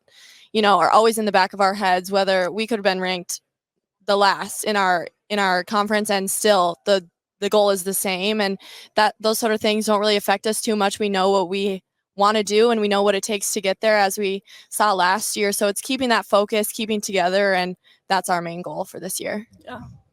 Yeah, I think just being able to stay connected and just be able to get to the same place we were and just even further than we were last year is super motivating. And just going into our last season, I think just working hard and working more hard than like ever. So I'm sure you guys are going to tell me that every single game is important, but you guys go to a lot of cool places this year. Are there some circled on the calendar that we're at least looking forward to that are different than what have been on the schedule for you guys before? Personally, I'm like super excited to go to Alaska. I've never been, but I've always wanted to. And also I think South Carolina will be super fun. Yeah, South Carolina is something I'm really looking forward to, just because my family can go too. So it'll be really exciting for them to see me playing there and kind of get something new. There's something to be said for that. Yeah. Well, I want to talk a little bit about the culture at NDSU and in Fargo. What makes that campus in that area just a special place? Fargo is just so special. I didn't know a lot about it before I came, and it's become a second home to me. And the community is just unbelievable. And everyone rallies behind their sports, and we saw a little bit of success last year, and we've been building ever since I've been here. And the amount of energy and support we've gotten from the community, even in this last year, has been seriously amazing. And we play for our fans, and we know how special it is to compete there, and that's what we want to do. And we want to put on a show for people and have success and bring home championships to Fargo. Yeah, I think the support system here are very, very special, and it's just like so much fun being able to like go out to a grocery store and people like know you by your first name, and like just being able to see people actually like, care about you on and off the court is super special. And even on the court with our teammates, like having everyone work hard all the time and just like being able to see people like come together on the court is like super, super fun. And it's just a special place. I would ask you guys, because I don't think it's unique, because it doesn't happen everywhere, that you get a really big in-state rival that you also have in your own conference. So just what's the vibe when you talk about an NDSU UND matchup? Doesn't matter. I'm sure it doesn't matter if it's, tiddlywinks or it's basketball, football, whatever it is. What is that rivalry really like, and how does that motivate you? It's extremely heated, I would say, and aggressive. There's definitely a heightened sense of competitiveness that goes into every one of those games, whether, like you said, it's basketball, football, soccer, all of those. And, anytime a team of ours can get a win against the team up north is a good day for us. And we just hope to build on that and be another one of those teams that can take them down. Yeah, the competition is crazy. Like in every sport, I feel like there's always just like one or the other, and even if you go on the streets, like someone has an opinion, like always. Literally. And just being able to play, like even like when we go up to play in Grand Forks, and like it's just like so tense and just like, oh, it's just so fun, like as it should be. Yeah, that is what a rivalry should be. And I'm pretty sure you could cut most people open in the state of North Dakota, and they'll either be they're going to be green and gold, or they're going to be green and white. There's probably not many in the middle. Right. No.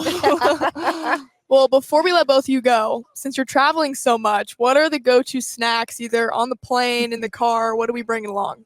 Usually like some sort of like Cheez-Its or like Goldfish is Okay. what is my kind of go-to like plain snack, or There we go. Gatorade or something like that. Yep. Yeah, I definitely have to second the Cheez-Its, or like I like popcorn. I feel like Ooh, those yeah. are good ones. But Solid. definitely a Gatorade too for Yeah. to go along with those. Yeah. Stay hydrated because you may have to practice right after you get off the Seriously. plane. Yeah. So that's a good thing. This is true. I love it. Well, we're gonna rack up the miles this season, and we're gonna watch some NDSU basketball. Thank you guys so much for joining. Thank you. Thank you.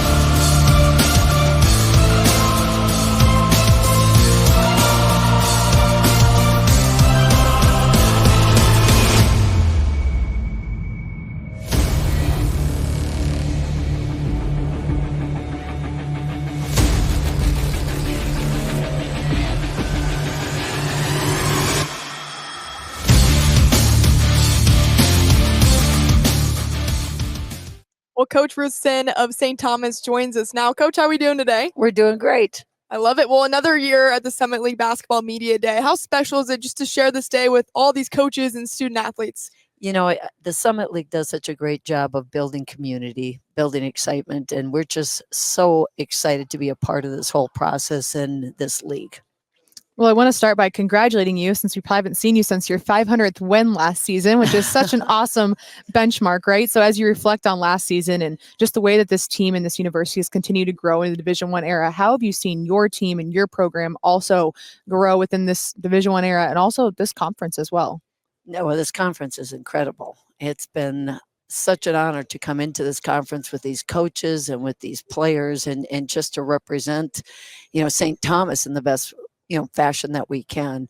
We always talk about proud past, bright future. And I think St. Thomas is really trying to understand and continue to make sure that we keep our identity, what it is and who we are, and true to ourselves, but yet also kind of keep reaching and trying to kind of extend ourselves, just like we ask with our student athletes. Mm-hmm. You try to get to that point and you just want to get a little bit more. And I think our young ladies have really embodied that. They've embraced that, and they've just been excited about the challenge. Yeah. Coach, you had 2 more wins overall than you did the year before. You go 15-16, 7-9 in this league. Correct. You said it. This is a tough league, top to bottom, and it is very difficult. But you've got 6 seniors coming back. How important is that type of consistency as you make these incremental builds and you continue to make these moves, not only in the national landscape, but just in this league itself? Yeah. Well, first and foremost, to talk to my seniors, my 6 seniors, they were the young ladies that took a chance on us. Right. We went from 0 scholarship athletes to their first year, talking about what we're going to do, what our vision is and where we're going to go. But, There was no proof that it's going to happen. And they took a chance at us, and they have they have been such pioneers for us. They have really laid the foundation for who we are and what we're about, and just, how we operate. And so I can't give them enough credit. But in that time, as you said, our first year, I think we really did feel like freshmen. We didn't know what we didn't know. What is it like to go to UMKC? And, how do you travel? And so with that, I think we gained a lot of experience. That next year, we were sophomores again. We kind of knew what to expect. We had high expectations, but yet the reality of it is the majority of our roster were underclassmen. If you look at this league is successful because of upperclassmen and leadership. And I'm really excited that I've got 6 seniors, that it shows that we kind of really understand, just what we need to do. Now the key is can we do it? And so we're really excited about, hopefully, the consistency that we show and how we play together. Let's dig into the numbers a little bit. You averaged just under 70 a game last season. You gave up a little over 70. Your scoring jumped up from last year, from the season before into last season. What do you contribute to that type of consistency that you're maybe finding on both ends of the floor, and how do you carry it over into the season? Correct. We laugh with our players all the time that, hey, us coaches kind of sometimes know what we're doing. And first year, like we said, there's no way we had the talent or the skill to play at that level. And so we had to really limit the possessions. And so if you looked at, we were really trying to play a little slower, get smaller possessions, defensively, just be as stingy as we can. Everything was late in the shot clock. Whereas last year was the first year that we were like, we think talent-wise, skill-wise, that we can open it up a little bit. We can go there. So I think we got the offensive end, but now we got to get a combination of the defensive end. We can't be 70 and 70, but if we can shore up the defensive end and really continue with the offensive growth and development that we have, we think we've got a good product to put on the floor. You were second in this league behind Oral Roberts with about 8 steals plus a game. That's a good number to have defensively. As you look at your lineup and players like Jade Hill and Briscalia, how do you let them kind of let loose defensively? Where's that ball pressure come from, and where can you generate it? Well, the thing about that ball pressure is it's just we've got to do it without fouling, number one. But we do have young ladies, because of our experience, that has the feel. We were just having this discussion the other day that, defense isn't always rules. It is really a feel, and what does your teammate need, and how do you support them? And I do think with the experience that we have, giving Amber and Jade that latitude to be able to do that, knowing that they've got their teammates. Again, getting back to the idea that we have more upperclassmen, we have more experience, we have those things. Basketball is a game of trust. And these young ladies, we took them to Italy this year. The bonds and the trust, and it's just really fun to see the cohesion that they have. They're not always perfect, but yet they're also in a situation that they can communicate and they can understand, and they know what they need to do to fix it. You put a lot of trust in a sophomore last year, in Amber Scalia, who came through for you. One of the top 5 scorers in this league, top 5 in 3-point percentage.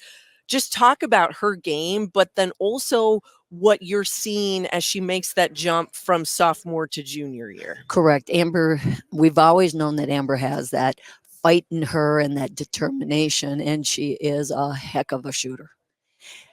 Now, I think last year it finally came to fruition that Amber saw that. And when Amber saw that, she goes 16 for 16 from the free throw line. She just really had a great year. Now, we just got to keep her healthy, but she has really done a great job with that. This year, the neat thing of her coming into her junior season, you can tell she has more ownership to the program, that she feels that she's one of the upperclassmen, that she does have a big voice, and her energy, her enthusiasm. We haven't seen, kind of the roller coaster effect, which is typical for sophomores. Juniors, you can see that she's just much more consistent, and it's going to be fun to watch her. Yeah, absolutely. Well, Coach, from you explaining your guys' growth in this league, it sounds like it's from early on, it was letting everyone kind of dictate, you manage and figure out how to get through it. Where now it kind of feels like maybe we'll dictate, maybe we'll manage. What is that style of play, and how's that transformed for you and your team as they've gotten more comfortable here? In basketball, you know how it is. Everybody loves to put the ball in the hoop. Mhm. I mean, yeah. I mean, no offense on soccer, but 3 goals for the whole game, or that would be hard. You know what I mean? And so, you have to have that fine line with that. But we've got some competitors that really understand the value of defenses that you got to limit it. So, but it has been really fun to watch our young ladies be able to play offense and to, really understand the skill and the development that they have control, and that they can decide who, sometimes they can decide when, and they can do those things. So it's really enjoyable for coach's seat just to watch them move to a position that they see the worth and the value and how they can control, and you take it off the court. That's what it's about, is, using this sports platform for self-discovery to understand who they are and what they're about. And you just see it on the basketball court when they do that. It's going to transcend out in the real world. Yeah. And you already mentioned it, going to Italy. I can imagine that was just a huge impact for your program. What was that trip like? What'd you guys get to do? How important was that for, you think, the success you'll see, just the cohesion of your team this winter? Well, the freshmen, they already feel like they've got a whole bunch of big sisters. It as you said, just to develop the culture and the experiences. We are who we are with who we share life with. Well, we shared a lot of life. I mean, the cities we went to were incredible. Milan, Florence, Como. I mean, I can't even list them. But in that, they got to really come together and share those experiences. What I was most proud of, because I've taken teams overseas before, and it's always watching that, okay, you guys, you got to move here. We got to split you guys up, because you want to make sure it's very inclusive environment. I didn't have to tell them once. You could tell that they already understood the value of this. Is, how do I get to know, somebody that I wouldn't probably reach out to or go to, but how do I really get to know who they are and what they're about, and what makes them tick? And so it was really an enjoyable experience. And I do think it's going to transcend on the basketball court, just because, we kind of know each other better. We can have good communication. And when we go through adversity, we can have honest conversation. We don't need to avoid it. There's some travels that come ahead for you. It might not be as fabulous as Italy, but you've got a couple early non-con tests for this group, where you're going to find out a lot about who this not only veteran group is, but how some of these younger kids fit in. You're at Iowa State in November, at Wichita State as well. You've got Drake coming to your place in December. Just talk a little bit about what the non-con means, because of the competition and the night in, night out grind that the Summit League really is. Yeah. And the non-conference is wonderful, but it's all in preparation with the conference. It's all in preparation. But with that being said, we've got to make sure that we give ourselves a good non-conference schedule. So we're going to see the challenges. I mean, we've got phenomenal post play. Well, Audie Crooks is going to give us a lot at Iowa State. Yes. So, I mean, it's going to give us the opportunity to see the different type of style of play that we're going to experience in the conference. And so we're excited about the non-conferences, opponents that we have, like Drake in the outside shooting. And I think it will really help prepare us for the conference play. Well, Coach, I'll leave you with this. What does success look like to St. Thomas this next year? I would say the success to St. Thomas is and always will be about people and relationships, and just embracing that competitive excellence. And I don't think it's going to change. Success will come, but significance is much more important. And, our president, from our athletic director to all of our administration, it's about our student athletes really experiencing growth. Granted, that's a generic statement, but it's really meaningful if it's well lived. And I think that's one of the things that we try to do, is make sure it's well lived. And so the basketball court, we want to take another step, but we understand the outcome isn't where we invest in it. It's the journey, and it's the people. And so success is definitely going to be, at the end of the day, we're going to say, hey, we would do this all over again. I love it. Yep. Well, Coach, thank you very much for your time, and we'll We'll talk to your players. You're up next with Jade Hill and Amber Scalia. Well, thank you. Thank You you. guys take care. Absolutely. Thank you.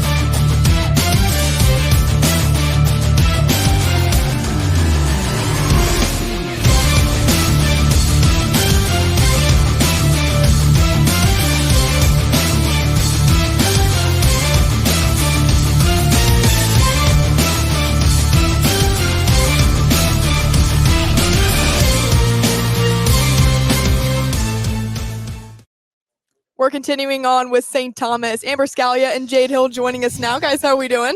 Doing good. Well, we're very happy to have you. It's the second annual Summit League Media Day. What have you seen so far early in practices and just this off season with this team? You want me to go? Go ahead.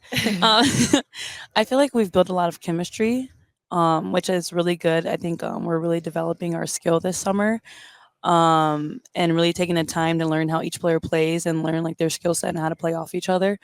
And I think it's coming together really well, and I think you can see it in practice, and it's really good. Yeah, I was gonna say, I think just with like the new, we just have a lot of new girls this year. We had a couple leave last year, and it's kind of just a new team. I think everyone's actually fitting in very well, better than I just expected for just like kind of a new team, which is awesome. And I think the chemistry is being built very well right now, so it's exciting. Yeah. And Jade, you're one of 6 seniors on this team. You are at the forefront of the transition and just the growth of this program. How special is a senior class to you and to be a part of and see what this program's gradually got to succeed more and more each year? It's really special. I think it's like just an honor to be like offered this opportunity. I mean, like Coach Ruth, like seeing value in me and all the other seniors. And I think that's just something special, how she had faith in us and has hope in us. And I think we started to believe that in ourselves as throughout the years, and you can really see it, like how valued we are and how they treat us. And so I think it's really special. It's something amazing and something that we'll always remember and cherish throughout our lives. So yeah. Both of you logged a lot of minutes, a lot of time on the floor a year ago, more than likely not going to change coming into this season.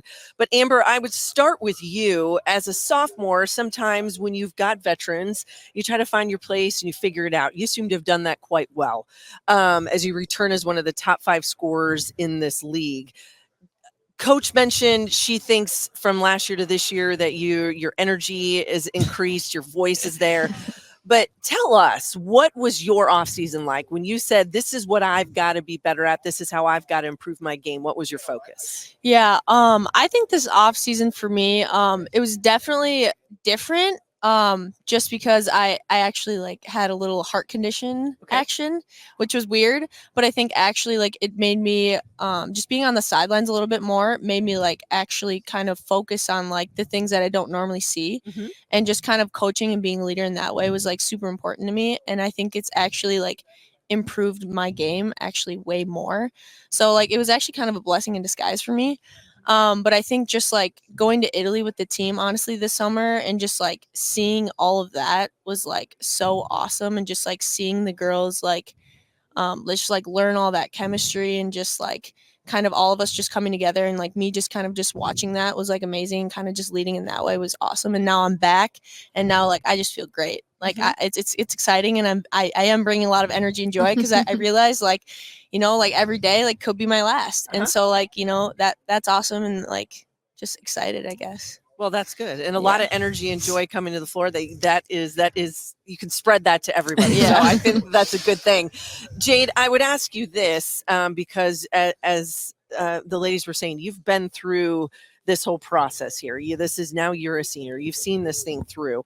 But as you come in as one of those veterans, as that leader, with some new faces, younger players, trying to mold everybody, how do you all approach that on the floor? We know that there's conversations that happen in the locker room or team dinners or, on the weekends. But when you're on the floor between the lines in practice, how do you as seniors step up to really lead this team?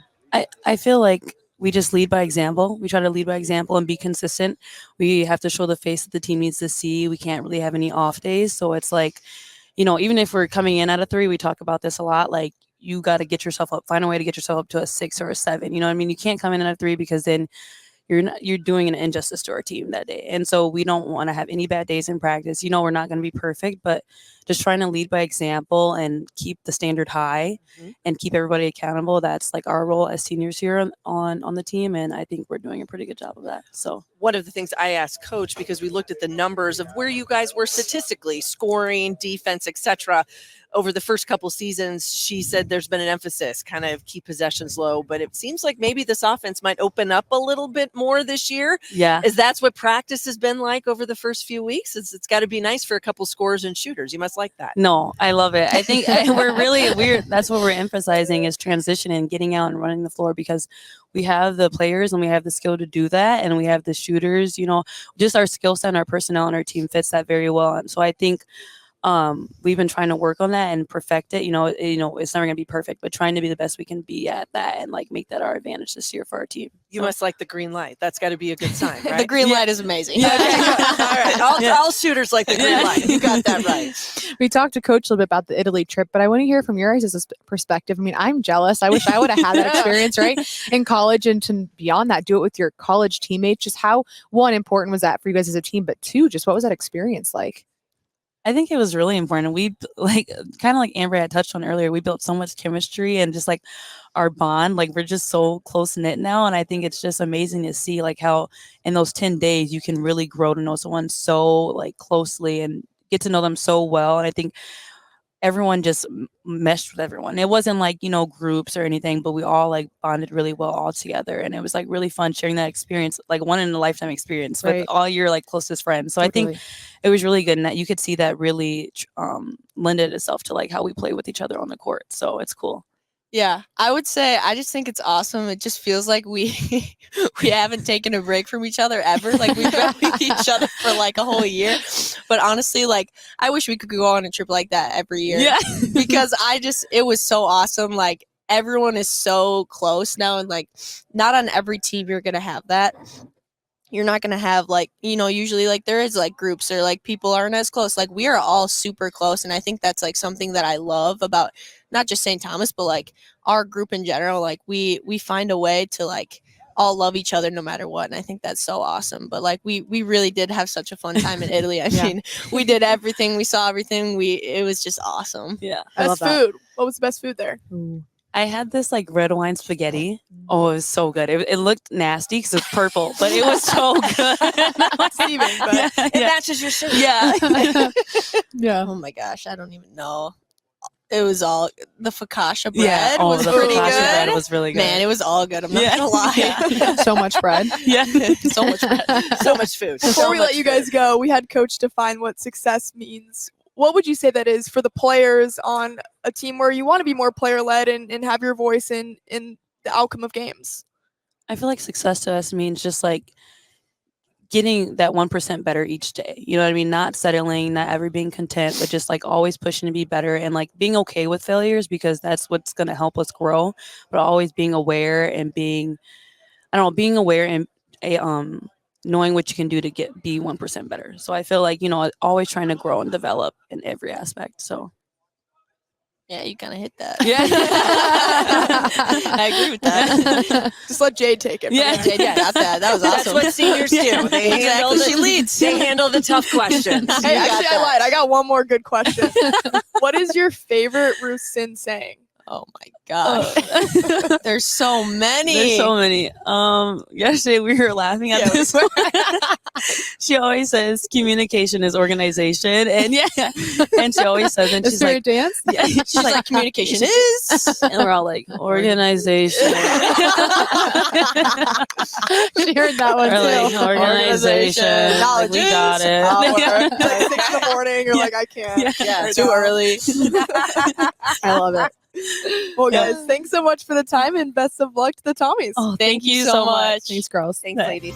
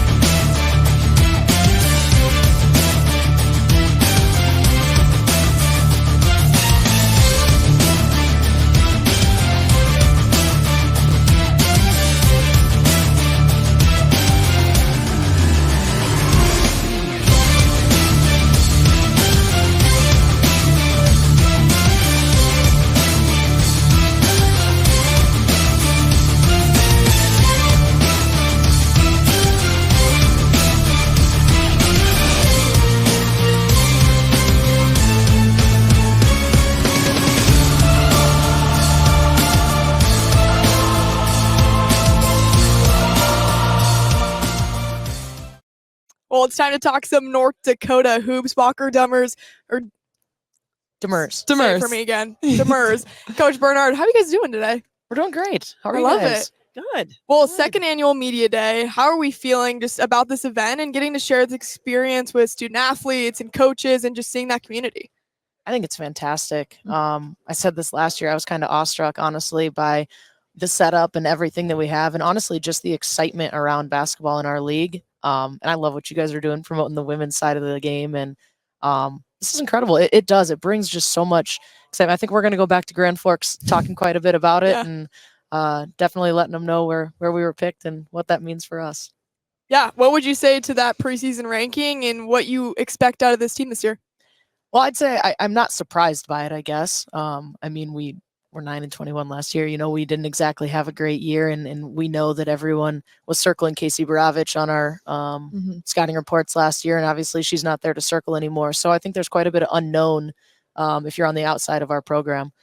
For us, it's honestly about, you see number 7 now, and what are you going to do with that? Are you going to sit there? Are you going to take it? Are you going to take that punch on the chin? Are you going to come back swinging? Are you going to be motivated every single day to prove people wrong? Just how are you going to take it? I think we have a team that wants to fight, but we'll find out. Yeah. You say there's a lot of unknowns from the outside. What are the knowns from the inside and what you've seen in your gym so far? Well, from us, I mean, this person sitting to the left of me is pretty darn good. And she should be known within the Summit League, obviously. Played a lot of games, been a starter in this league for 2 years. And so she's known, and I can promise you she's going to have an incredible year. We're going to make sure that we do everything we can to see that happen. And honestly, just we do have some new faces, but we're going to have some players that have been on our roster that I think step up into bigger roles than maybe what they have in the past. Coach, you mentioned it. No Casey Baravich on this roster anymore. She led the league in scoring a year ago. You don't replace that type of not only just scorer, but someone who's been as impactful as she has been and put her name in the record books of your program. You don't replace that with one person. Do you see your philosophy now maybe a little bit more by committee? And how have some of these newcomers, you've got 5 freshmen, 1 redshirt freshman, how are they fitting into the mix for you? Yeah, I think you hit the nail on the head. You don't replace it with one person. I mean, that's just not the reality. Right. So it is going to be by committee. And I think that's honestly been something that we've been stressing quite a bit, is that team concept, that playing together. And offense has been a heavy focus of us in this summer and then this preseason. So getting that continuity. But then, yes, for the freshmen, we've really seen some of them come in and really fight. I mean, I think there's a couple of them that are going to have some pretty big roles for us this year. And it's just, you know, how hard they're willing to work and honestly just grasping of concepts. You talk about the numbers. You were 7th in the league in scoring last year, just shy of about 67 a game. So is this to open up the floor more? Do you see yourself being more of a perimeter scorers? Do you want to, we were talking with Coach Collins about, you know, we're in this world of the stretch 4, swing 3s, however you want to classify it. Everybody's got one and everybody likes to have a label, but that does open the floor offensively for teams. What's the philosophy and where's that focus been? Yeah, I mean, it does. There's no denying that, but I'd be crazy to not have Walker be a focal point of our offense as well. And so, yeah, she absolutely is going to make a living inside, and she can step out and shoot. So I think that there's a little bit of that concept where you grab that as well. Honestly, our thought is a little bit more, you want spacing on the perimeter. Well, you get an extra person out there, 5 out, there's not as much spacing on the perimeter. And so we'll find different ways to create that. And yeah, we will obviously have, you know, some post play that we rely on quite heavily. So yes, the 3-point ball, of course, is a huge part of the game now, but I like what she can get us in there too. Yeah, absolutely. Yeah, you talk about the new faces. I mean, the veteran leadership on your team is heavily juniors. How has that, you know, leadership fallen on their shoulders, and how have you seen them step up to that? Yeah, I mean, we've had a lot of players that maybe haven't had to step forward yet. And I think that this is going to be their opportunity to do so. Again, I'll keep talking about Walker. She brings a lot of that leadership. You know, she's maybe new to a North Dakota uniform, but she's not new to, you know, we've known each other for quite a long time, obviously. And she's not new to the league, and she's not new to what it takes. And so she's really stepped in. And I think when, you know, we get in front of the team and Walker talks, everyone's listening. Everyone's locked into what she's saying because they understand and they trust what she says. And so Yes, we've seen multiple players do that, but I think one of the biggest voices and one of the instrumental voices to what this team's going to do is Walker. Yeah, Walker, you spent 2 seasons at South Dakota, and then you come back home to North Dakota. First off, why'd you make that decision? A huge thing for me was definitely the distance. I mean, I have 2 more years left of college basketball. I definitely want to play in front of my friends and family in my hometown, which is, not that big. So hopefully they're going to come out and support. Yeah. In those 2 years at South Dakota and being in this conference, you're very familiar with what this conference brings. Just what have you learned in your first 2 years of college you're excited now to bring to Grand Forks? Yeah, I've learned so much in my first 2 years. But I think that the stuff that I've learned will benefit us as a team, most definitely. And I'm super excited to, start playing and show that too. One of the buzzwords I think we've had here this morning and talking to coaches and all the different players is just how physical the Summit League is. And not a lot of people know it unless you have to live and breathe it on a daily basis. So you've been through the ringer already for 2 years, but yet with some new players on your roster, and as Coach said, when you speak, a lot of people are listening now in practice. How do you get that? How do you get them to understand how physical this league is going to be, what they have to be ready for? Yeah, I think just showing it in practice, if I show my physicality, it just makes them show theirs too. So I think that's a huge thing. And yeah, physicality is a major thing in the Summit League, especially inside. Yes. So I think that's a good aspect though. I think it makes it more exciting and hopefully draws people more towards women's basketball. Yeah, it has definitely been a big part of the game. Coach, I know a year ago, your schedule, you were pretty loaded in the non-con because you had some experience and obviously you had an all-conference player at the front. This year you go to Green Bay. You've got Drake, which I know is a home and home for you. You have to go there. You got to go to Wyoming, which for anybody out there is one of the most difficult places to play in women's basketball. I don't think a lot of people understand how tough Laramie is to get a W. What will those challenges be like for this group as they're started kind of mold new faces, put it together? Yeah, we have a young group, and so it is going to be a difficult. We don't have a single senior on our roster. It's going to be a difficult non-conference schedule, but I think you have to have something like that to prepare us for what we're going to see in Summit League play. You say Laramie's hard to play. I would argue Frost is not easier. That's probably true. And so I think of all those different challenges, they're just opportunities to prepare for what we're going to see throughout the year. A good setup. Exactly. And honestly, at the end of the day, we've got to learn how to handle a little bit of adversity. I think that's something that a young group especially needs to face to be able to figure out. Because you're going to face it at some point. And so let's learn it in November, December. Yeah, no doubt about it. I want to talk about this rivalry between UND and NDSU because we had to move some basketballs around because you wouldn't even be in front of the NDSU basketball, which is awesome, by the way. What does that rivalry mean to not only this team but also just the state, and how much support there is behind both programs when they come together? Yeah, I mean, I was at North Dakota for a lot of years now. I didn't get to play in that rivalry, but man, I heard everything about it.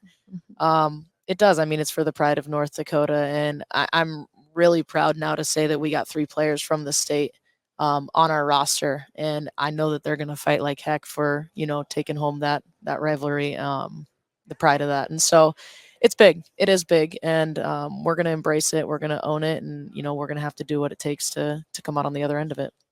Walker, how about for you and just from the player's perspective and being from North Dakota? Yeah, I mean, that was the game to watch when I was younger. I was always going to the UND and NDSU games. So it's really exciting. Obviously, I've played NDSU, but it definitely wasn't the same feel, I'm sure, as it's going to be this year. So I'm super excited for all of it. Coach, you not only have a couple of obviously new faces on your roster, but also new faces with you on the bench. And as sometimes those transitions, sometimes seamless, sometimes more difficult than others. But how has been putting this staff together meant as you go into this season, knowing the challenges you're going to see in your league, but also with this new group of kids on your roster? I think it's been a phenomenal transition. I love our coaching staff. I think we're as close as we've ever been as a group, and I think that it translates right to our team. I think they are seeing that. And I'll be honest, I don't think I've ever had a group that works as hard. I mean, I cannot even get a meeting with my staff together because they're constantly watching film, doing a shooting workout, doing something. And it is like the greatest problem to have ever. Yeah. But no, I'm very thankful for the group that we have. And I know that that's, such a big part of what we're trying to do. And it also gives me so much hope for, where the program is going to go. Yeah, where do you think that stems from? Because it sounds like, obviously there's probably a bug in some of their ear from the coaching staff, but to know that the players are initiating that, like the shoot arounds and the film and that kind of, has that been a certain group that's gotten through this program? Has it been the new additions that are leading that? Where is that spark coming from on your team? Yeah, I do think it's just the idea that so much might be new, and that we want to learn, we want to grow, and just the thirst maybe for a little bit more. Of course, your leadership has a lot to do with that as well. I think it starts as maybe hey, I got a couple things I'd like to show you. And then it's, oh, do you have more? Do you have more? Do you have more? And so once you give them a little bit, a slice of something and they see the success that comes from it, I think they get a little bit excited. But yeah, those Sunday texts start rolling through with how many people start requesting film and all that. And it's a great thing. It's pretty special. It's a good problem to have. It is a great problem to have. You bet. Well, guys, thank you so much for joining this show, and we just can't wait to watch some North Dakota basketball this season. Yep, thank you guys. Thank you. Yeah, Thank you.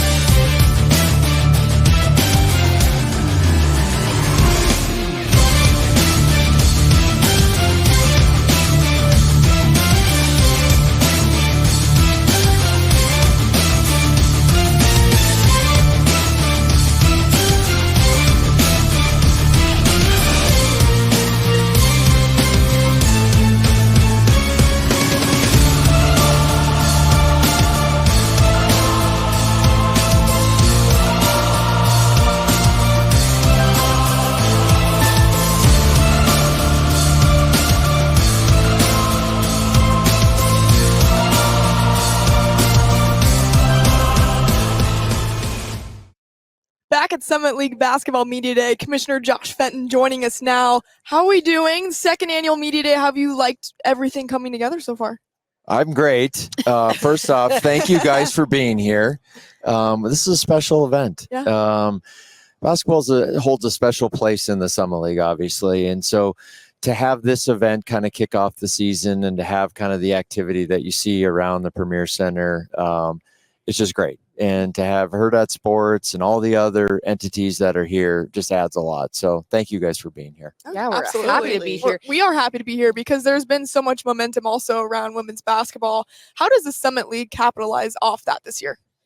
Well, first off, I think women's basketball in the Summit League has been a pretty significant thing for many years. You know, we've prided ourselves on having good quality women's basketball. I think we've got fan bases that support women's basketball at a higher level than maybe some other fan bases have in the past. I think we see the sport growing, and I think fans in general are going to continue to support women's basketball at a higher level.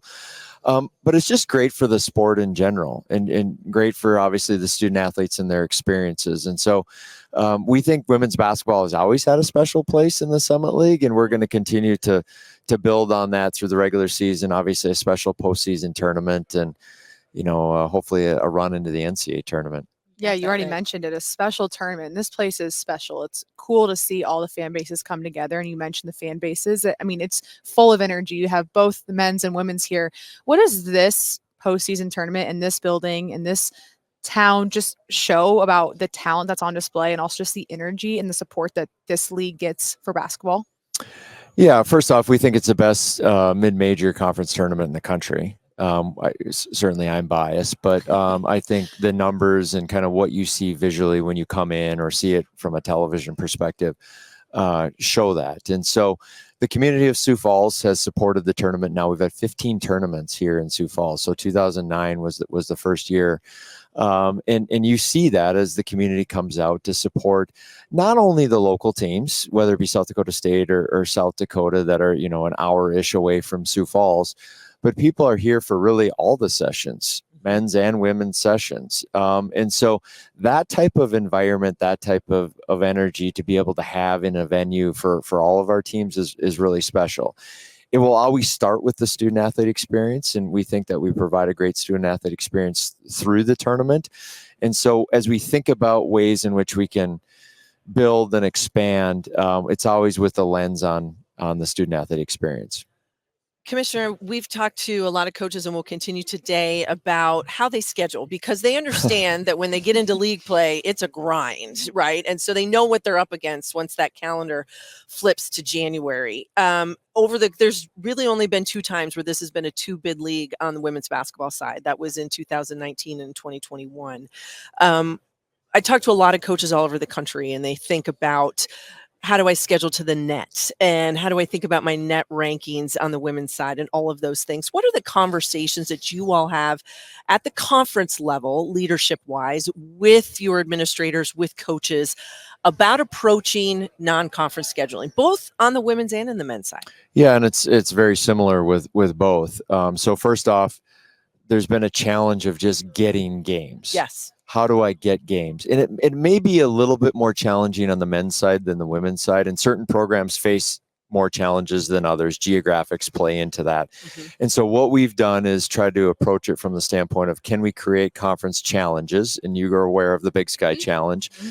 And we have had conversations with others, the WAC being one of them, nothing yet to come of that, where we can layer in guaranteed home games for them. Yeah. We can provide a conference schedule, and right now with 9 institutions, we're playing 16 games, 8 at home. But if we can layer in additional home games that they seemingly are having a tough time getting, we want to be able to do it. So it kind of starts with that. Mm-hmm. And then we've got some philosophies around, how do we want our teams to schedule? I hesitate to say that they're requirements, because they're not.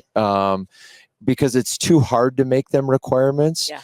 Because coaches can only do so much, and they can only get the games that are provided to them.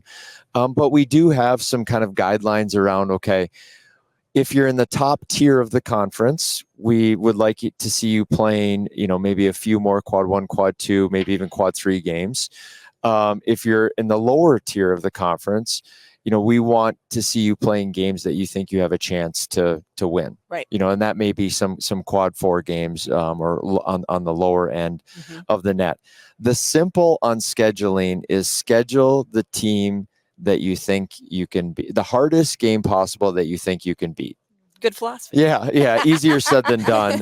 This is true. But we had men's and women's coaches meetings yesterday, and frankly, in 45 minutes of that hour and a half was spent around non-conference scheduling. You mentioned the Big Sky Summit League Challenge, which I think in its first year was a really success because of the exposure that you got and the games that you got on both the men's and the women's side. It moves from being in January into the true non-con now. I know that was something that coaches talked a lot about. As you look at these games headed forward in this challenge, it has to be something that you all want to continue because it not only gives you those games, but they're great matchups that fans are going to really want to see.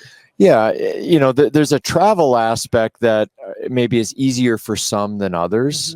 And so it's never going to be, you know, a perfect fit, whether it's the Big Sky or any other conference, for everybody across the league. But people in general say, hey, this is good for our men's and women's programs because we're getting the games. And so we need to manage the travel. What we created with the Big Sky, so year 1 last year, this year's year 2, next year's year 3, that's what's on the contract. We've had an initial discussion with the Big Sky about how do we extend into the future.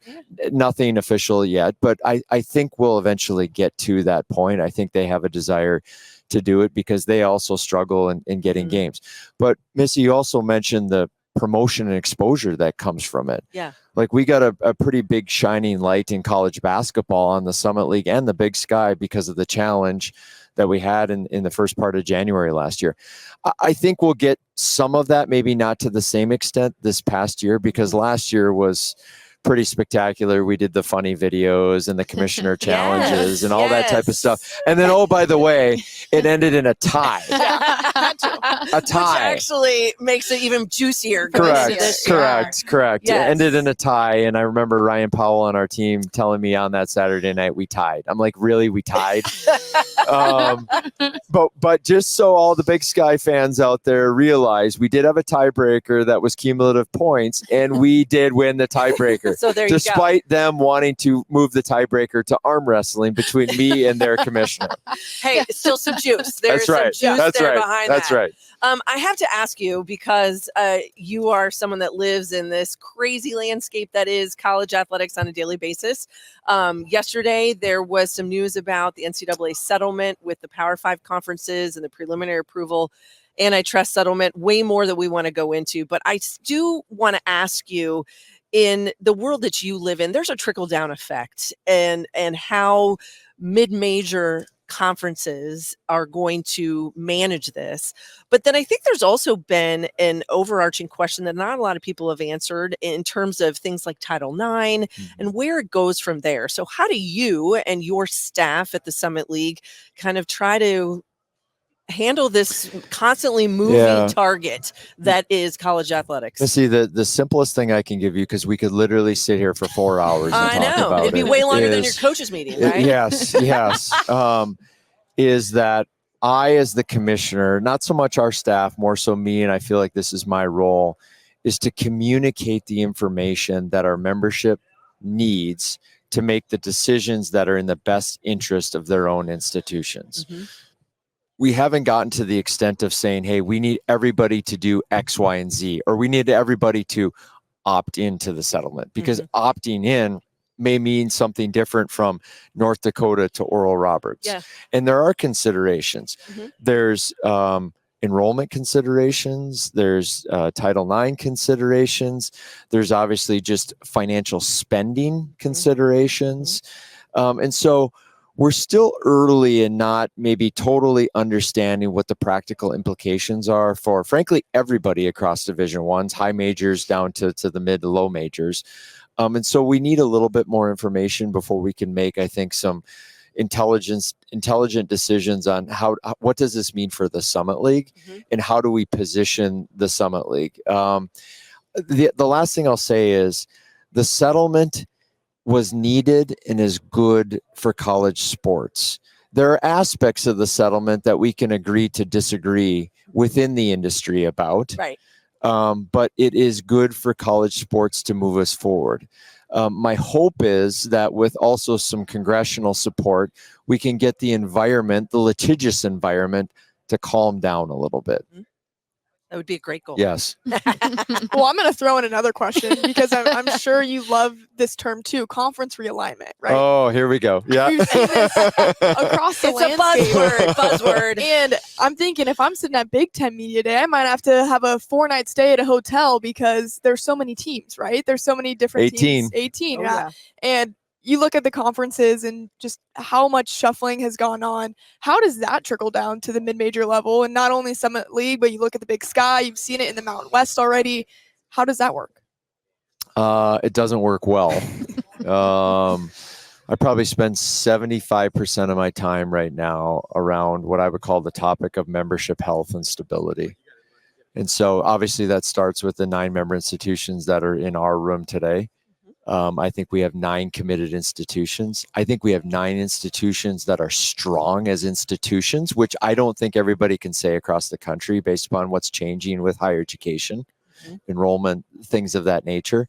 We have 4 state flagships. We've got 2 branch campuses of significant systems, University of Missouri, University of Nebraska systems, right? And then we've got 3 strong privates, 3 privates that are in fairly good financial health. And so we've got something that we think we can build on. We also think we have a lot of commonality in the room. And so it starts with the member institutions that we have, ensuring that they feel as though that they have the value that they need to get out of their conference affiliation. Then we look at, okay, are there opportunities to complement or add further value to our existing schools by situations that may be out there? There's not any easy answer to that. Yes, we are in, at times, a bit of a reactive world. And I'd be lying to you if I told you that, I know exactly what's going on and I know exactly what the next step is. And that when Ross Dellinger tweets something, I'm like, oh, I knew that was coming, because we do react off of that. Yeah. I saw Ross 2 weeks ago and a couple of commissioners said to him, hey, Ross, we get our information from you. You have the information sometimes before me. So sometimes the commissioners are the last to know. And you try not to take it personally if you were to get a call, but you're focused on how do you build membership health and strength of the existing, and then can we find ways to complement? What that means for us long-term in the future, or short-term, long-term in the future with membership, remains to be seen. And that's the honest answer I can give you today. Do I think we'll have opportunities? Yeah, I do think we'll have opportunities. The last thing I'll say on this topic is the challenge, unrelated to us, the challenge that I think we face as an industry with conference realignment is, what role does football play in the structure? Yes. And what role does football play at the highest level and then kind of down through the mid-major level? And how is football and the importance of football? And I recognize the importance of football. I love college football. But how their role impacts decisions that have to be made or are being made by institutions across the country that maybe they're looking at it and saying, oh, I wish I don't have to make this decision, but I kind of have to make this decision. Right. And that to me is kind of I don't know. I look at that and I say, that's a bit of a too bad moment for us in our industry. And we got to find a way to do better. And I think we hopefully can in the future. No doubt. Well, Commissioner, you're lucky because we're out of time. Perfect. I just filibustered the end of that. We appreciate you having us at the Summit League Media Day, and we appreciate everything you guys do for women's sports as well. You guys are the best. Thanks for being here. Thank you. Thank you. Thank Thanks. you. Yeah, thank you.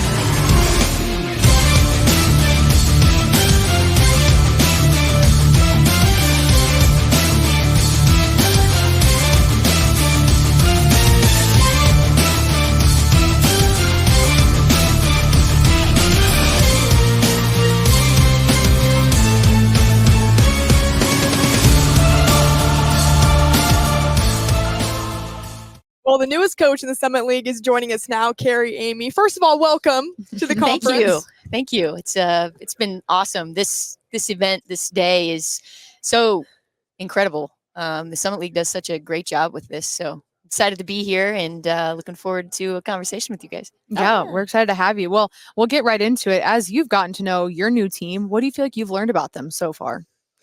Well, first of all, they're incredible young women. They high character, really good teammates. They do a great job of bringing in young players and helping them feel a part of the program, and they're so welcoming. And then they're competitive. When you have a senior like Grace Larkins, I don't think your team has any other choice than to be competitive. And also their effort. This is an extremely hardworking group. They're super eager to learn and to do what we're asking them to do. Super coachable. So it's been so fun to coach this team so far. I always like to ask coaches this question because I think it's indicative of the place of which you sit now. But your phone rings at the end of last April. Why South Dakota? Why this job? Well, I've followed South Dakota for a long time, having been in Nebraska for a long time. The Summit League was a league that I really, really respected. South Dakota in particular, it goes back kind of to Amy Williams. She played at Nebraska. So when I was a young kid, I watched Amy Williams play at Nebraska. And then, Dawn Plitzwhite, we recruited her daughter Lexi really, really hard when we were at Nebraska Kearney. So we got to know her personally very well through that process, and got even more familiar with their team and their program. And so, it's a phenomenal place. When you talk to people that alums, every single person says the same thing. Like, Vermilion's a special place. The university is a special place. The community is phenomenal. The support is incredible. And women's basketball has been a big deal there. People care. The program has been successful. And for me as a coach, why would you not want to be a part of something like that? Absolutely. Tell me a little bit about your philosophy, systems on both ends of the floor. What are people going to see from Coyote women's basketball this year? Well, I think a couple of things. First, we like to control the controllables. So we're going to, defend and rebound at a really high level. We're going to try to anyway. I love that though. that's such a coach statement, because that's something in your head every day, but you walk into practice going, "Oh, please, Lord, let them block out." Yes, right? Absolutely. There you go. Yeah. I just have always felt like those are things that, that are effort based, that are attention to detail based. And so we can control that, whether we're on the road, whether we're at home. So those are a couple things. I think another controllable is valuing possessions and valuing the ball. We're gonna make sure that we're actually getting shot attempts rather than giving the ball away. And again, obviously it helps your offense be more efficient, but also defensively, right? It sets you up to be more successful when you have possessions that you're trying to defend with a set defense rather than trying to play transition defense all the time. Right. You've not only got a great set of veteran returners, you've got a couple of transfers, you've got some freshmen. So when you put them into your system and into how you want to try to shape them into how you want to play, how have you seen these first few weeks of practice? I mean, I know you had summertime and what have you, but this is the real ramp up. This is where it happens. How are some of those young kids fitting into what you want to do? Sure. Yeah. I mean, I think for us, the process was this summer letting them tell us what they're good at and what this group together might be able to do well. Yes. So it was a lot of a discovery process really this summer, rather than just going in saying, okay, this is absolutely what we're going to do. We'd kind of throw some things at them, let them kind of play with it a little bit and see, is this something that we feel like we could be successful doing? And then now being able to take that information, right, and bring it into practice and say, okay, this is what we're going to do. And I think for them, it's been fun to be able to see, how we're trying to piece together some different things, right, to help this group be successful as possible. So we have, like you said, an interesting group. We've got some veterans. Obviously, Grace has been a huge part of the program for the last several years, and she's obviously a leader, and she's a playmaker herself, and she's a unique point guard because not all point guards are able to make offensively some of the plays that she's able to make. Right. And the other thing about her is she makes everybody around her better. So she's a very unique and talented player, and as physical as I've ever had as a point guard. Right. So she's a big piece of it, and then the others have done a phenomenal job of really stepping into roles that maybe they haven't played yet. Some of the older players like Carly Duffney and Alexi Hempy and Cassidy Carson, who was injured last season, and then you've got a couple of newcomers. Olivia Kiefer, she played some minutes last year and did a great job, but also Addison Klosterboer, she had to medically redshirt last year. So it's also, working in younger players. And then we have a whole group of freshmen, and they're experiencing not just the challenge of, being a part of a new team, but also figuring out college basketball. Yes. So eyes wide open. Yeah. You are, so you absolutely. hope. Yes, absolutely. Some days like deer in the headlights, kind of like, what is happening? There's no doubt. There is no doubt. Well, you've known the Summit League, you've been around it, you understand the gauntlet of what comes starting in January. Prior to that, you've got to challenge this team, which I think you have with your non-con. I looked at some of those. You open on November 4th at SLU. That'll be your first official game as a head coach at USD. You're November 16th. You're here back in Sioux Falls. You play Nebraska on a neutral court. You're Arizona State over Thanksgiving, at UNI in December. It's a challenge. How will you benchmark certain things for this team as you think about where you need to be come January in Summit League play? Sure. Yeah. I mean, the opponents we have a very challenging non-conference slate. Throw in Air Force on the road in the mountains in elevation, right? Yeah. Throw in Wyoming, who's very good and is bringing back a lot of returners from last year. So it's going to be a challenge. And, I think it's going to tell us a lot about where we're at, what we need to do to continue to get better. For us, some of those benchmarks are going to be some of those controllables. Yes. How are we doing defensively, right? Are we able to kind of slow teams down and take away some of the things that they're really trying to do? Rebounding wise, like where are we at with that, right? And for us too, the biggest thing, I've done this a few times now with this like rebuilding or just taking over something new. And I think one of the things that we really look at is just, are we better today than we were yesterday? And I know that's such a cliche coach speak kind of thing, but really for us, it's going to be super important, because of the challenge, right? Those opponents are really going to let us know, whether or not we're moving towards where we need to be to start that Summit League play. Right. Yeah, and I know we just mentioned the conference scheduling, the non-conference scheduling. I'm sure there's one on there that's kind of circled, that's kind of close to home for you to get to play Nebraska back here, close to home for, Coyote fans. What does that one mean to you, and how excited are you for that one? Yeah, I mean, there's just so many connections with that one. Like I said, I watched Amy Williams growing up as a Nebraska fan, right? And, then she's from South Dakota. We know several of the players on the Nebraska roster.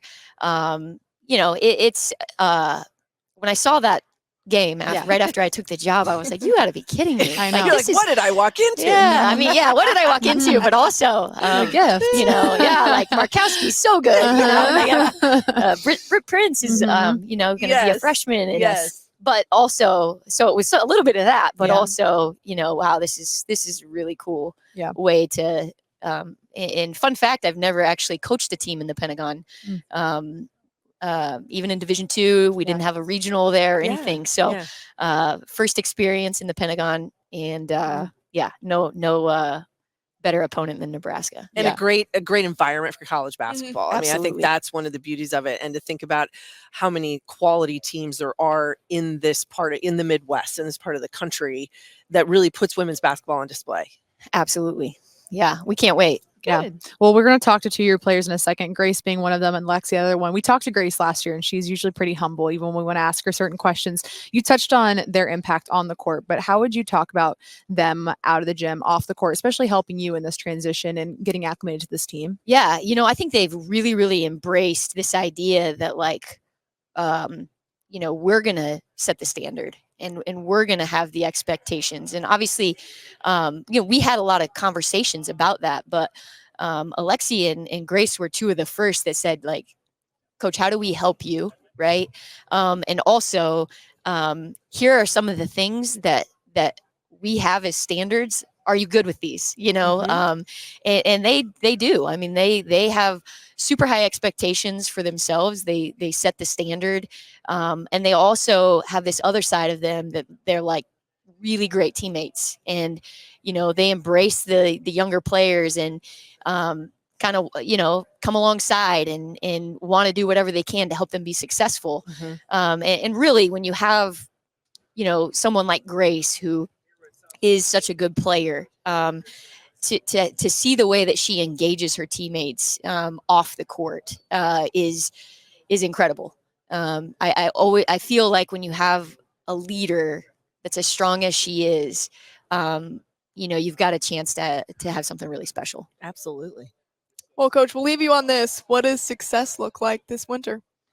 Success. Well, again, this might be a little cliche for everybody out there, but we always talk about success being that this team, right? That this team that we have, this current team, becomes the best version of itself. And if we do that, then all the other, the wins, losses, all those sorts of things tend to to take care of themselves. But this team needs to pursue its best version. And if we do that every day, we're going to find, success. Awesome. Well, Coach, thanks so much for joining us today, and best of luck in your first year in the Summit League. Thanks. Appreciate it. Thank you. Thanks, Coach.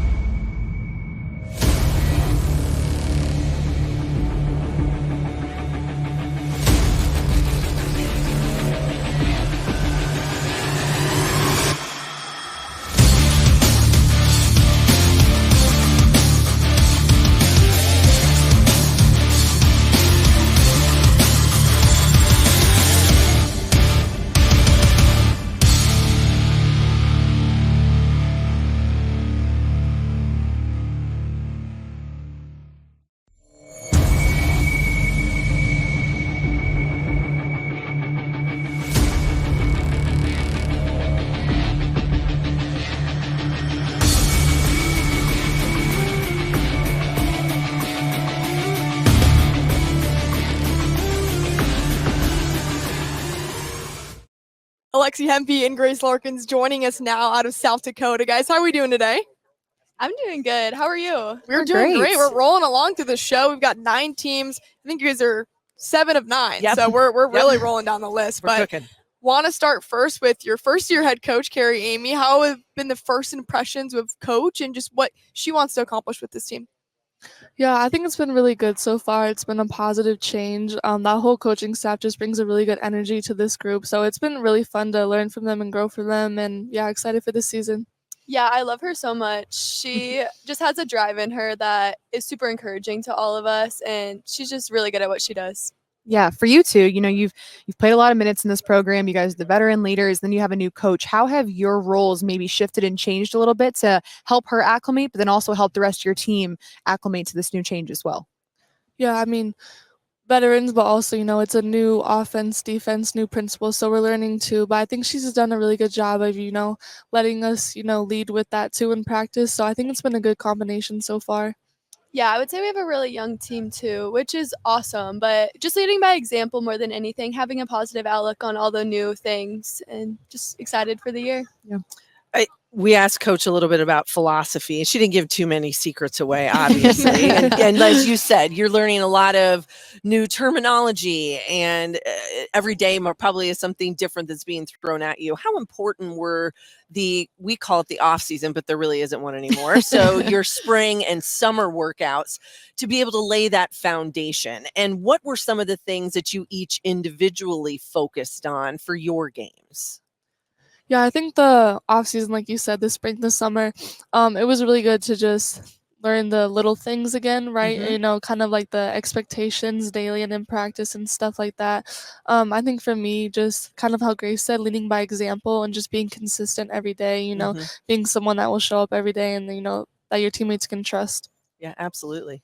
Yeah, no, I'm going to piggyback off what Lex said, and just bringing it every day. It's always a little bit difficult when you're learning new things or maybe different terminology you're not used to. Yes. So just being super positive throughout that and kind of showing the new people that we're here to work, like we're getting in the gym extra and just doing the little things right. Yeah, it goes a long way. Lexi, you have 3-point range, and I know that's unique because there's not a lot of post players, and even in this league that necessarily can do that. So has that been integrated? Is that something you focused on in the off season? Is that part of this new system to be able to allow yourself to step out, but then also play with your back to the basket? Yeah, definitely. I think she does. Coach does a good job of, seeing what players can do and building off of that. So I think that's another thing I've been trying to work on too, just consistently, being able to shoot, being able to get open, make sure I can, have good reads, whether that is in the post or outside, and, just being confident inside and outside of the post as well, I think is important for me too. Yeah, it makes a big difference. Now, Grace, you've been known not only as a facilitator and a passer, but as a scorer. And sometimes those roles changes with new coaches or new players that come into the roster. So how have you seen your role within this new coaching staff in this system? How has it blossomed, and where do you see your area of focus for this upcoming season?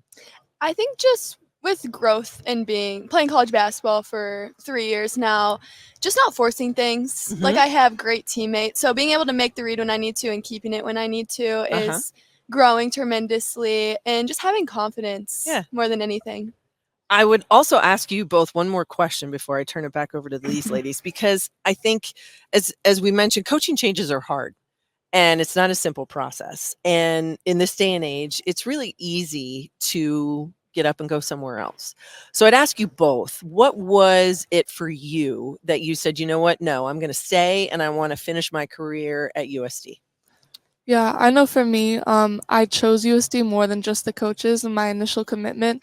I think Vermillion is such a special place, the community, the support around it, not only for all athletics, but especially women's basketball. I just think Vermillion is just a really special place, and the culture that we have as a team, you just can't always find that in other programs. So those things really just kept me at USD, and I knew I wanted to stay. Yeah, I agree. I couldn't speak more highly on just the university and the people in itself. It's a place where you just can't leave it. Yeah. It's so special, and it's truly like my home. You don't just want to get up and leave your home just because there's trials and tribulations. Yeah. Well, I applaud you both, because that is not the answer from a lot of people in college sports these days. So I give you both high praise for that one. Yeah, No that's doubt. special. No doubt. Yeah. Well, Grace, I want to I want to mix in something here because your SID has something really, really crazy and fun for me to read. In your bio, it said that your sophomore season, you had 17 points per game, 8 rebounds and 4 assists. And the only other player in the country to do that year was Caitlin Clark, which I find is incredible testament to one, you, but also what kind of talent is in this league. And I think a lot of people get to see it at the end of the year, but you guys are playing against that all the time. And you're having top-notch performances like that all the time. And year after year, you're having to up your game to make sure you can compete in this league. I'll start with Grace and you guys can both answer this, but how do you grow your game year after year, especially when you learn what you do each year in this league to be successful? So for you to have those kind of numbers, right? And then to come back another year and be like, I can't be complacent, that I have to be better. How do you grow your game to be successful in this league? I think it's just a testament to the other teams that we play and our team in itself. The talent is growing and growing. And so if you don't get in the gym and try to get better and learn, and you can't be stagnant, then you're going to be left behind. So just pushing yourself every day and taking the little drills seriously, like my passing drills that you kind of think are dumb, you could do in 4th grade, taking them so seriously where it's like, I need to be a better passer. Yeah. Awesome. Same for you. Yeah, kind of just like what Grace said, the talent in this league is always growing. So, you just kind of have to. But I think that's also just our motivation as a team and as individuals. You want to get better. You want to have high goals and you want to hit those goals. So, yeah, just kind of not taking an overlook on any kind of drill and giving your all on every drill and going hard in every rep. Yeah. Well, Alexi and Grace, I'll leave you both on this because we talked to Commissioner Fenton a little bit about this, but the Summit League has always been there, done that for women's basketball, right? There's always been that support there, and people have always showed out, especially in South Dakota, North Dakota, you name it. There's fans there for women's basketball. But have you seen that increase over the past couple years, and how do you hope to keep capitalizing on all this positive momentum for women's basketball? For sure. I see so much momentum and it's so special. People are watching women's basketball like more than men's at times, and it's so special. I think in Vermilion, it's again like one of those special places you can't leave because it almost feels like the world's kind of catching up to Vermilion. Women's basketball is such like I love that. Yeah, that's great. It's just so prominent there, and like it does make us feel so special as players that now getting recognition outside of our town, and it's just so special. Yeah, just kind of like what Grace said, Vermilion is just a very special place. There's always been a big support there, but it is definitely fun just to see it grow all around. So it's been a lot of fun to just watch that growth and, hope it continues. Well, Alexi, Grace, thanks both of you for all of your time today, and best of luck up in Vermilion. Thank you, guys. Yes, thank you. Thank you. I love the food.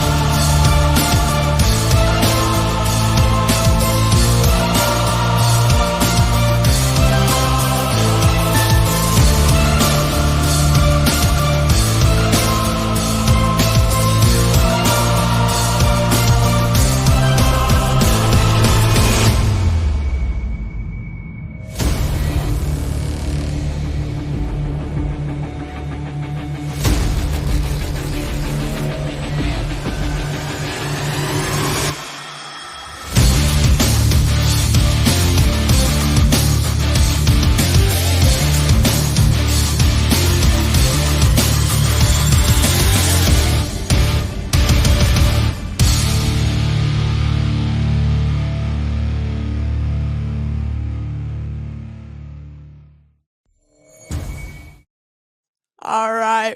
Well, we now welcome in SDSU head coach Aaron Johnson. Coach, how are we doing today? I'm doing great. Happy to be here. Well, thank you so much for joining us. Another year as reigning champs, back-to-back tournament titles. But last season, you did it with tons of adversity through injury. How much of a year was it for this team and everything it had to overcome? Yeah, it was. It was, I'd use the word emotional year. I mean, we had 4 season-ending injuries. They all kind of happened right there in front of you, so you see it and you're trying to react or respond to it. We had a couple other minor injuries come up where people missed games. So yeah, it felt emotional. I don't know how else to describe it. And it's not just for those players going through the injury, but the players on the team who are playing almost feel guilty. Oh, yeah. Like, why am Oh, I yeah. playing? And then you're working, with obviously families and parents and siblings. And it's just, it was a emotional year. Now I remind people that the success we had, I mean, we still had Brooklyn Meyer and Paige, so we still had a ton of talent on the team, but trying to help people work through that was an emotional drain. I think that's how we all felt. That's a fair word. What do you feel like last year taught the girls that are remaining on this team? Yeah, just stay focused on what you can control. Keep moving forward. I always try and tell people we're pretty boring. Like, if you're looking for great buzzwords and stuff, that's not us. We're just trying to be really consistent, try and be there for each other every single day. And that's been a good process for us. And last year was a great reminder of the importance of trying to take care of each other, be the best you can for the people around you. Everybody's dealing with stuff, and I think our team, came out on the right side of that because they just kept their consistency. They tried to take it day by day and turned out great for us. One person's adversity can become another's opportunity. And you had some kids step up last year. One of the ones to me that I thought seemed to make one of the biggest impacts was Mesa Byam, because she was a player that was like 3 minutes a game the year before. Last year, she's upwards 20 and became a dominant presence for you of what you needed in that post. Just talk a little bit about those that stepped up, bigger roles, bigger stage, and they did it without even flinching. Yeah, no, they're great. I'm sure we have a bunch of people are thinking, why weren't you playing Mesa and Maddie and Ellie more? What are you doing? Because they were that good. Yeah. They didn't just come in and fill in. Like Mesa, you go back to our conference tournament championship game against NDSU. Mesa was huge in that second half. Had a big 3, a couple big rebounds, a big and one. And throughout the year, she made those plays. She's so athletic and long. She can do so many things. She can shoot it from the perimeter, good passer, good rebounder. And to have her as what was going to be a backup role into a starter kind of speaks to the depth that we've had over the years. Maddie Mathewitz is another great example of that. One of the just real all-time leading scorers in the state of Minnesota, was a good player for us, but had to grow into a bigger role. Ellie Kolbeck is one of those players too, who was, started for us. I've already told people this a few times, but this year, because of all of our adversity, we actually returned 8 starters. We've had 8 people that have had significant starting time, which is incredibly rare, but that speaks to the adversity. Yeah. So I just think over the years, we've always been able to overcome some of those bumps in the road. Like you said, one injury is an opportunity, and our players have taken it in stride and come out on the right side. Now you get 2 of those players back, and you bring Timmer, you bring Thiessen back. What does that add to the mix? And not only maybe just from a competitiveness in practice and how they push each other to get better, but you only have so many minutes to dole out. And that's a number for a coach to decide what's going to be the best. How do you see them fitting back into this mix? And what does that do for your lineup? Yeah, for sure. I'm glad we haven't had to make those choices yet or have those conversations yet. But it is going to happen. And we've talked about it as a team. We've said, hey, listen, the reality is we have more people than playing time and people that are capable of playing. So let's at least understand that. These next couple of weeks, we're going to sort through how to put all that together.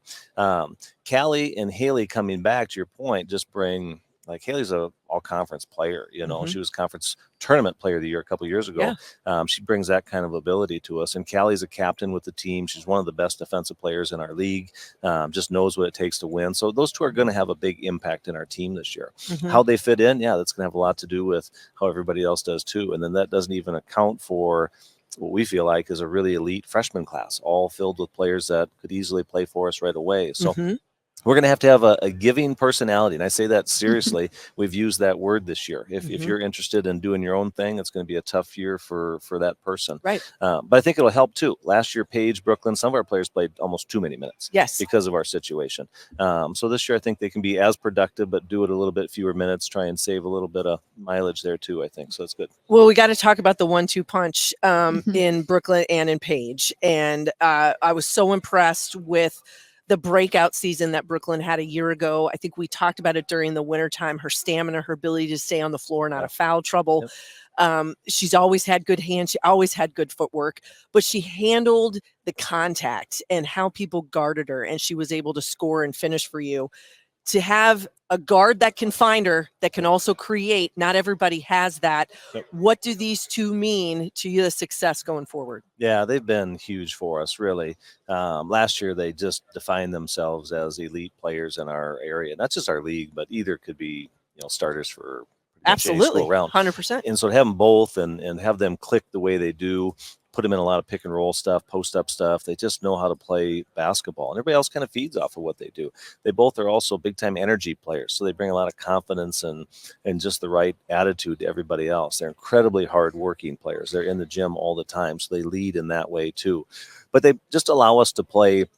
A lot of basketball has kind of become a really guard-oriented game, obviously, but Brooklyn just allows us to play so differently and be able to just run things through her because she is such a good passer too. So we'll run some sets where it starts with her in the post, knowing that she's probably going to kick it out to somebody after some actions. And not a lot of teams have that presence where you have to really define how you're going to guard her, but then that changes how you open things up on the perimeter. So we're lucky to have that, two players of that caliber, two different positions, which really change how people have to defend us. It's fun to have Brooklyn back for, her junior year. Paige got one more run at this, but then the complementary players around those two are just so talented and deep this year too. They'll take some pressure off of both of them, I hope. High expectations, then you've got to set yourself up. You've done that. The non-conference schedule is not easy. You've got Creighton, you've got Duke, you go to Texas in December. You open Summit League play with the number 2 pick team in this league, Oral Roberts. Talk a little bit about what you want to see from this group early, because it's going to be a challenge. It is. Our scheduling coach, Megan Lewick, just became the head coach at St. Olaf College of Minnesota. I think she did that on her way out. Hey, coach, here's this little for you. That was a parting gift. Have fun. I'll see you later. It is great. We love all those opportunities. They're so fun. Duke to our place, but we'll go back to Duke. Playing Cameron indoor will be great for us. Yeah. Texas is so good, so talented, but go back to their place or go to their place, and they'll come back to ours. Those things are just opportunities you can't say no to. Yeah. And they help us measure where we're at. Our goal is to not only play in the NCAA tournament, but to advance in the NCAA tournament. And you're going to run into teams like that. And you have to figure out what it's going to take to beat them in those moments. And you have to do that by playing them. So we look forward to that. Our players, I think, come to South Dakota State knowing that's going to be in front of them. I think it's an advantage for us. I think that's not a huge, but it's a factor in their decision to come here. What's my experience going to look like? And so we're going to embrace those. We open up the new remodeled, I guess, but new arena this year. Fans are going to be excited about that. So between the schedule and the arena, there's a lot of interest in women's basketball. 100%. Earlier, you said you guys are a little bit boring. No buzzwords for you, but I feel like the buzzword that I would put with you guys, and you already said it, was consistent. And that's just something year in, year out. There's a high expectation. The goals are set. And you guys achieve those goals.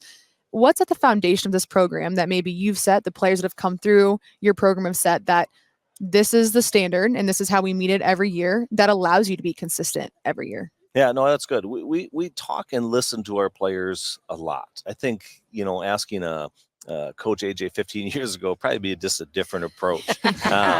And now it's just super conversational. How are you doing in your day? How is this experience impacting you? What are you enjoying? What do we got to get better at? How do you feel about your role? It's a constant conversation. And so there's no real one way we tackle that, but it's really trying to understand where our players are coming from in their worlds, and then trying to adjust what we do to fit what they've got going on. Mesa Byam, for instance, she's a nursing major, so that she is running to clinicals constantly. I mean, her day is busier than mine. And so if we just approach it from a basketball perspective, that's going to be hard for Mesa to have a lot of success there. So it's really just understanding where she's coming from. And then I think the consistency comes from just a work ethic our players are willing to put in every single day. An incredible amount of time, as all the athletes that you'll visit with and see do. But this group has been really solid with that part of it, not gotten themselves distracted. They're just making good choices and staying really true to what they have to get done. But I appreciate that. We use that word a bunch. I try and be that for our players in a day where or a time I should say, where there's so much extra emotion in the world, trying to be a consistent person in your life is important. Absolutely. Coach, we'll end you with this. I want to talk about just the momentum behind women's basketball, because you've seen it at so many different levels. Also going to NCAA tournaments, you see it firsthand, right, of how many more eyes are on those tournaments for women, and even more than the men's one this year. How have you seen that growth and development of the women's game? Yeah, it's awesome. We're in a state right now where, as long as I've been here, they've always supported girls and women's basketball. If you go to a high school game in South Dakota, you're going to be in a gym that values girls basketball. You go to any level of college in our area, people are going to pay attention to it. And so we've always been really just lucky that way. And now you're seeing that on all different, levels. What's happened in the WNBA has been fantastic. There's obviously a lot of positive stuff, a little bit of negative stuff. I think that'll all eventually hopefully work itself out. But it's great to see everybody following it, and that attendance is fantastic, that interest. And that trickles down into the college game. You're seeing more and more college women's teams announcing that they've sold out their season ticket packages across the country. We're going to be really close to that in Brookings with the new arena. I just think it's a great game. I think what our women do to showcase that, how they play and how they stay engaged with communities is so important, and you're seeing that really pay off, I think. No doubt. If you build it, they will come, and it's true. For sure. You got it. Well, Coach, thank you so much for joining us, and best of luck up in Brookings. Okay, thank you. Thanks, Coach. Yeah.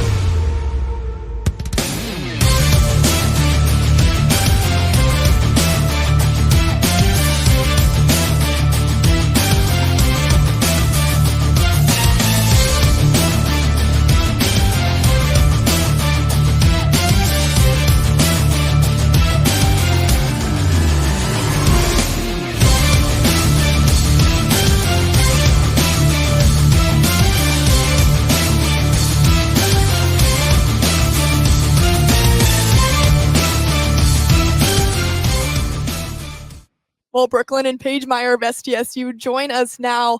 We talked a little bit about this with Coach, but just the adversity this team faced last season, the word he used was emotional. How would you describe what this team went through and then to eventually end up on top of the Summit League? Yeah, I think last year the team kind of went through a lot, like you said, with adversity. We had a lot of people go down with injuries, which, you never like to see any year. I think it was kind of an emotional year in that sense, because you never like to see anyone get injured. And I think, after some of the girls did get injured, it did kind of make us, stronger throughout the season. So I think that, kind of, we created a good bond with each other and still, was able to come out on top last season. But yeah, it was definitely kind of an emotional season. It's been kind of fun this summer and this last year, seeing everyone kind of working their way back. It's obviously a lot to go through an injury. So I think it's just been fun to kind of now see them, getting to the point where they're be stepping on the court soon. Yeah, I think it's so interesting to hear you as head coach talk about this too, because he said it taught you guys a lot last year. But now that you have, these girls back in the gym with you, it kind of creates this multidimensional offense and defense. And, it was an opportunity for you guys last year, but now you're all back and you're stronger together. How has that made this team stronger to know it's not just one of us, not just two of us? You got a whole court of us now.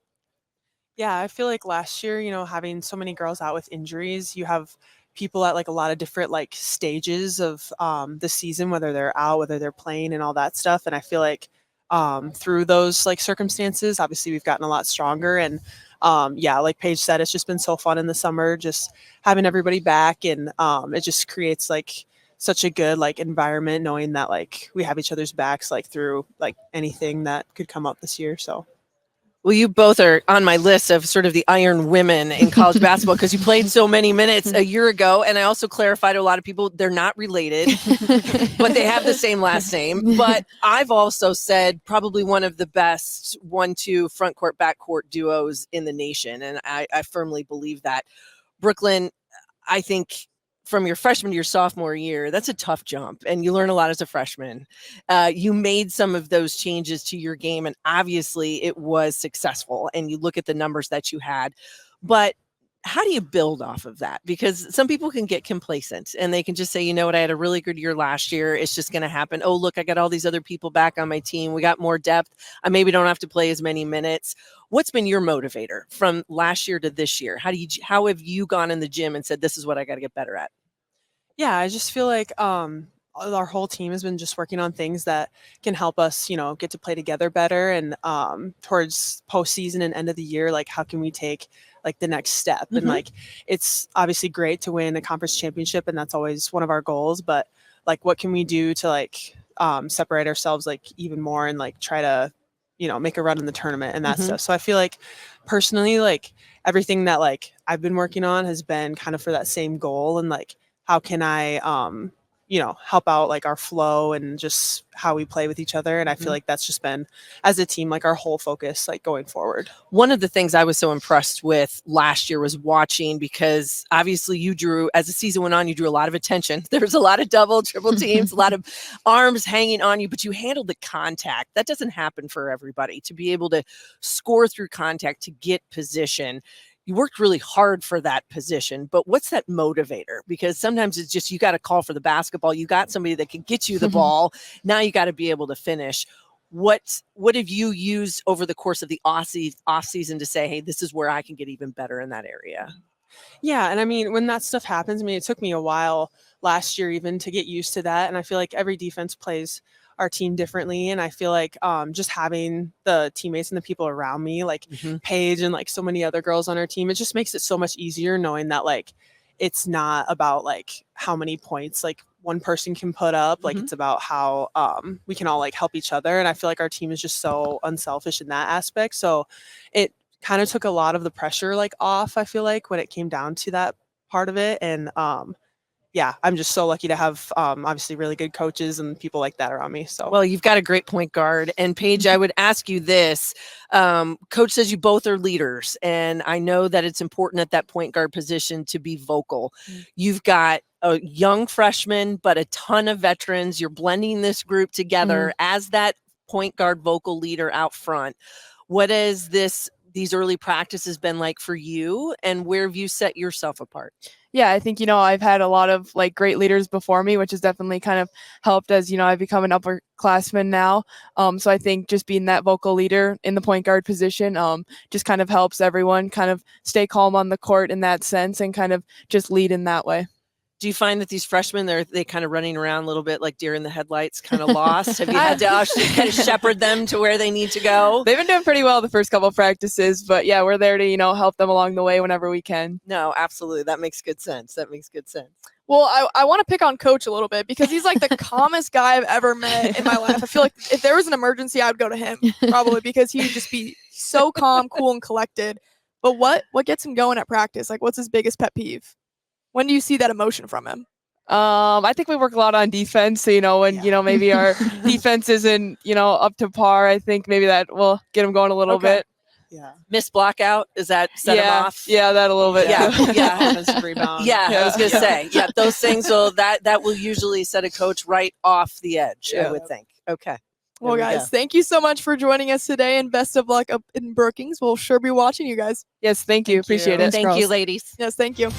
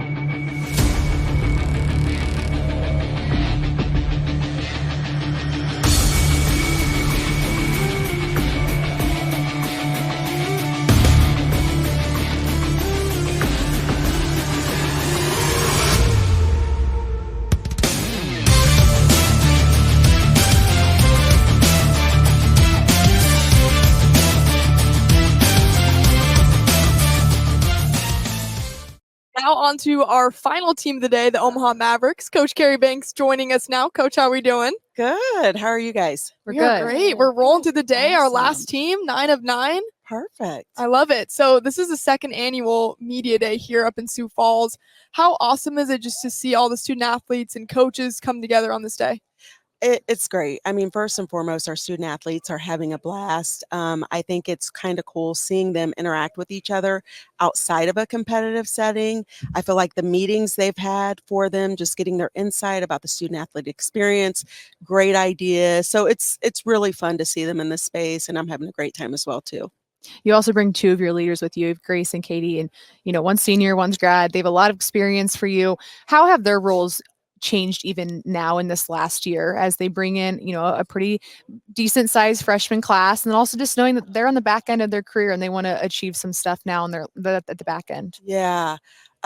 I think the big thing for them is, I mean, they've been with me every single year, and in the landscape of college sports, that does not happen. So I'm so thankful that they've been Mavericks for their entire career.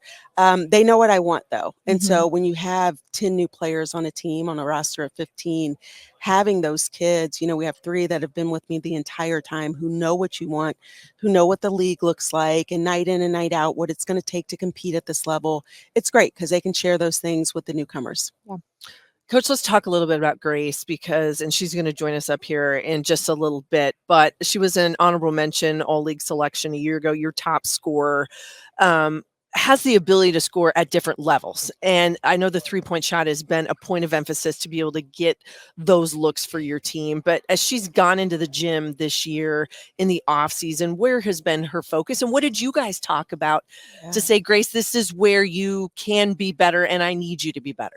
Her decision making. So I think, like you said, she can score at all 3 levels. She has a great feel for the game. I think she's a great passer. I just need her to be consistent in her decision making and, continue to help those around her be better. Obviously, we're going to rely on her to, use her scoring abilities a lot this season. So I'm excited for that for her. And I'm hoping that will free her mind a little bit too, to just go get a basket. You know what I mean? Yeah. So, I'm excited about it. And, she had a great summer. She's been great in preseason, all that stuff. So I'm looking forward to see how it translates.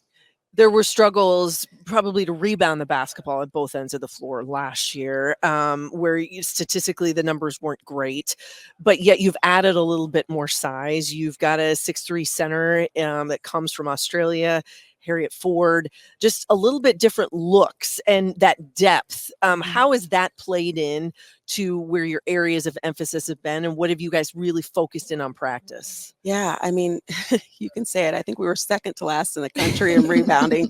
That has not been lost on me, but that's, something I took very personally over this summer as we were looking at kids we were bringing in and just steps we needed to take to move forward and not be in that space next year. I think Harriet is like, she loves to rebound. So I think sometimes you have to get kids that this is what they love to do. And it's not necessarily teaching them, but they own that. Aaliyah Moore, another kid, she's a grad transfer. She loves to rebound. So I think that has actually inspired some kids like, okay, this is meaningful. Grace was our second leading rebounder at 5'8" last year. So, having her back as well, rebounding from a perimeter spot, I think is really, really good. But we have spent a lot of time on defense and on rebounding, and that just has to be the core of who we are, especially early. So, and we talk about early, that's where some of those challenges come in, where you open at Drake, you're going to play at Nebraska, you're going to be at Kansas and at Wisconsin, all in the month of November. So that's early. Happy Thanksgiving. I know. But with that, and in talking to all the coaches today, I think one of the themes has been that we've got to challenge ourselves. We got to see different systems because of what we see when we hit conference play. Did you schedule in that same vein headed into this year, knowing you've got to be able to challenge these young ladies to see what they're made of? Absolutely. Like, I think the Summit League, great league, very competitive league. And so getting prepared for that and going into those games with a mindset of like, we have to win, and I know maybe that sounds crazy, but like, we are going to go into this game winning and trying to win and do everything we can to prepare to win this game. And so, I think last year we had some issues finishing. We also had some issues on just starting the game, not at the tip. And so just looking forward to in those games, like coming out right away. I mean, because you have to, Yeah, right? yeah. Because they're bigger and more athletic and all that stuff. So I think it'll be a great test. I think it's going to get ready. I think we also have some good mid-majors on our schedule as well too. So I'm just looking forward to, again, how that all comes together for us. And playing 40 minutes. I mean, that goes a long way, right? Yes. 38 is awesome, but the other two might be the downfall. Exactly. So you need 40 minutes. Exactly. We've touched on your leaders, but I want to, you look at your sophomore class, you've got some girls that have come back that played some minutes last year. You know, you have the 5 freshmen and a lot of additions. So have you seen them grow? Maybe those girls that got minutes last year, and then also the freshmen joining this group and how they've built so far, and maybe just the cohesion in the gym so far. Yeah. Well, I think the great thing about everything is that they get along really, really well in the gym, out of the gym, like they get along, and it's genuine. You know what I mean? So I think that when you have 10 new kids and you're trying to get them all to play together and see, you know, where people want the ball and all that stuff, the fact that they like each other is a great start. Obviously, Cora's coming off of a great freshman year for us. So I'm looking forward to her continuing to grow and, you know, be herself and add a little bit more outside shooting to her game. You know, we have a sophomore, Alana Powell, who's come in and will run the point guard spot for us. And then, you know, our 5 freshmen are just fearless. They love to be in the gym. They are so excited about this opportunity. I think our 2 Aussies, I mean, they're coming from playing in a semi-pro league in Australia where they've played against grown women. So I always tell them, do not think you're freshmen. You're not. You have played against American players who have already graduated college. So you are, you know, I think that experience, you're going to look at them and be like, wow, they're just a freshman, because that's what I've thought so far. Yeah. Yeah, like play to that experience. Like you have it. Do you feel like the experience they've had has rubbed off on the girls in the gym as well? I think so. And I think with them, I think when you play with older players, you just get to the point. You know what I mean? Hey, this is where I need the ball. They're very direct in what they want. And I think that's been a little like alarming to our older kids, like, oh, these freshmen just, and I'm like, yeah, we all should do that. You know what I mean? So they've brought some good experience to us. Obviously, the cultural experience is a whole nother thing. They'll try to convince everybody to try Vegemite. Don't do it by itself. They keep saying, you got to try it on toast with butter. And I'm like, well, why didn't you introduce it to me that way? You know what I mean? So it is a very unique tasting thing, but they love it in Australia. So that's been interesting. Well, there we go. Yeah. Well, we all have our differences, I guess, with food and taste and whatnot, but we talked about it a little bit with some other teams. I'm going to go off topic here. So they got chicken salad chick in Tulsa. What is that for Omaha? Like, what is our thing? Yeah, what's our thing, would you say? Oh, now my thing as a non-Nebraskan may be different.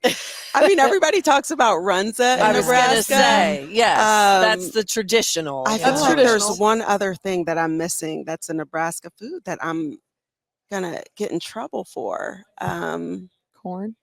Corn, yes, that I could see that. Maybe was it a hot dog of some sort? I'm not Bearberry sure. hot dogs? Maybe. The red hot dogs look like they're dyed, which I think they are. I would. The whole Kool-Aid thing being Kool-Aid, started in Nebraska. I learned that very quickly. So, yeah. Traditions. You got to have them, right? You set them all across the board. I love it. Hey, I want to bring up one other really cool story that I got to learn about you last year. So we both met Dawn Staley and got to hear her speak, which was just amazing. So she gave you part of her national championship net. I believe it was, 2019? Was that the first year? I think it was. Your first year at Omaha, I think? Well, it might have been 2020. Might have been 2020? Yeah, or 21, yeah. So she gave a piece of the net from that championship year to every Black female head coach across the country. And then you got to meet her. Yeah. What did you get to maybe say to her, or what did you take away from what she spoke about? Well, I think one of the biggest things she said that kind of resonated with me, and this is crazy because it was just a random nugget, right? She was just saying how she's an introvert and how she still has to find ways to connect and, you know what I mean, be able to coach at that level, and how people assume that she wouldn't be that because of all the things she's accomplished, the position she's in. And I'm like, that's kind of who I am as well too. So it was great to see that somebody can be in that space and be successful, you know what I mean, coaching college athletes. But I think the other thing that really, really was impressive, wasn't surprised, but impressive, is just her knowledge of so many things that are like even non-basketball related, and how she analyzes the game and what's happening around the game, and how in touch she is with all those things and moving the game of women's basketball forward. So it was great to see. I love it. Well, Coach, thank you so much for joining us, and we'll bring up Grace Cave and Katie Kite just next. Oh, you guys will be entertained. Thank you so much. We will. Thank you. Thanks, Coach.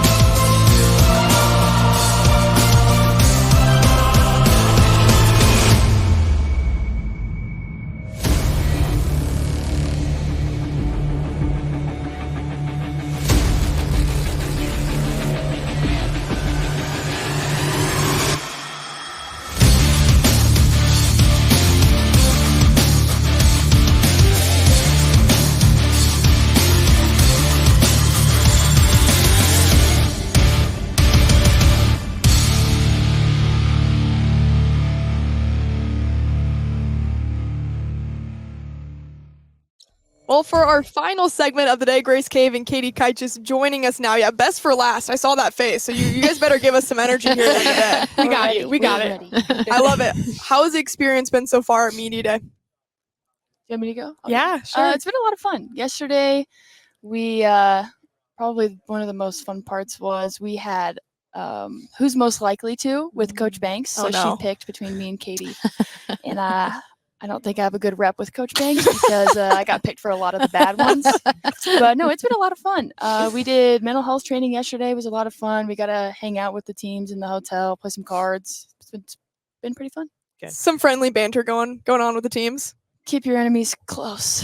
That's what they say. It is crazy interacting with the teams because you will just see them in a competitive side and you're like, oh, get them. But they're actually such nice people and it's fun to get to know everyone. So that's been fun being here. And I know Grace was here last year. This is my first year for the Media Day and it's been a great experience. Awesome. Well, we were talking to Coach about just the new faces, but you guys have been there with her from the start. To know that you've been with her from the start, just how have you guys grown in your relationship with you and Coach Banks? She said you guys basically know exactly what she wants at all times. How has that transcended to you guys kind of being the coaches on the court for her? I think especially as a senior and being with Coach Banks for so long, you kind of pick up on her habits. So if practice isn't going too well, you got to, hey, let's, step it up, whatever. But also Coach Banks does a very, very good job of being vocal with both of us and the other seniors about what she expects from us and what she wants from the team. So I think that just having that relationship with her and being able to, know what she wants, especially when she's vocal about it, has helped us a lot. Yeah, even things like the drills. Like she'll just say the name and then no one else with 10 new faces knows what that is. But we're like, okay, get here, get here, get here. And I think she appreciates that. And it's been fun to just grow our relationship with all of us really over, this is my 5th year and it's Coach Banks' 5th year coaching. So it's been really fun to see her grow as a coach, me grow as a player. And I'm excited to finish out my career with her. You both are on that last year, sort of as you make this transition into your senior seasons. And sometimes at the end, it's really hard to be like, okay, I got to think about what is it I've got to be better at? What do I need to be motivated to do? So as you both looked at the off season and said, these are the things I know I need to get better at. What did you focus on in the gym when you got in there spring, summer, and fall? Well, we can't give too much away. That's what I'm saying. I was in another interview and I was like, they kind of got asked a similar question. I was like, well, you're not going to see me in the post. So nothing's going to change there. Right. But I think for myself, having that relationship with Coach Banks, she kind of got on my butt a little bit and was like, hey, we want you to be able to score the ball at any point in a possession. So you need to be able to do 1, 2, 3, whatever. And so that was kind of my focus, just focusing on myself and what I do best and just, perfecting my craft. So then this season, I'm not going to have any hiccups, throughout the season. Right. Absolutely. For me, I know last year we kind of established that, I'm a shooter. That's what I do. That's my role on the team. Tell them your nickname. Everyone at practice, I don't want to ever jinx it. So I don't love this name because they call me 42 because 42%. Okay. So I don't want to jinx it, but that would be amazing, to hit 42% or more on my 3-point shooting. So that's a great goal. Yeah, I love it. That's a great shooter's goal. And that's my role on the team is shoot, play defense, be a leader, talk. Yeah. And so I'm excited. That's kind of what I worked on the summer is just perfecting that shot and going out there having fun for our last year. As you guys understand also the competition and the grind that it is the Summit League. So with all of these new players that have come in, some who come with some experience, 2 young ladies from Australia, they've had a lot of international experience, but they haven't seen this kind of physicality. They haven't seen this kind of competition night in, night out. What have the conversations been with some of these younger players and new faces to say, hey, this is what we're going to see in the league. This is what you got to be ready for?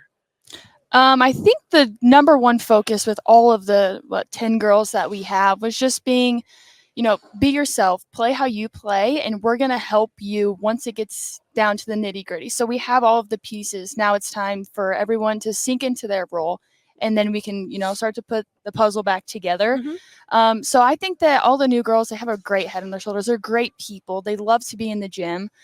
So we haven't had any, hiccups or anything like that. So I'm super, super excited to be able to play with, girls like you said, who do have a high level experience. Yeah. So yeah, I'm stoked. Good.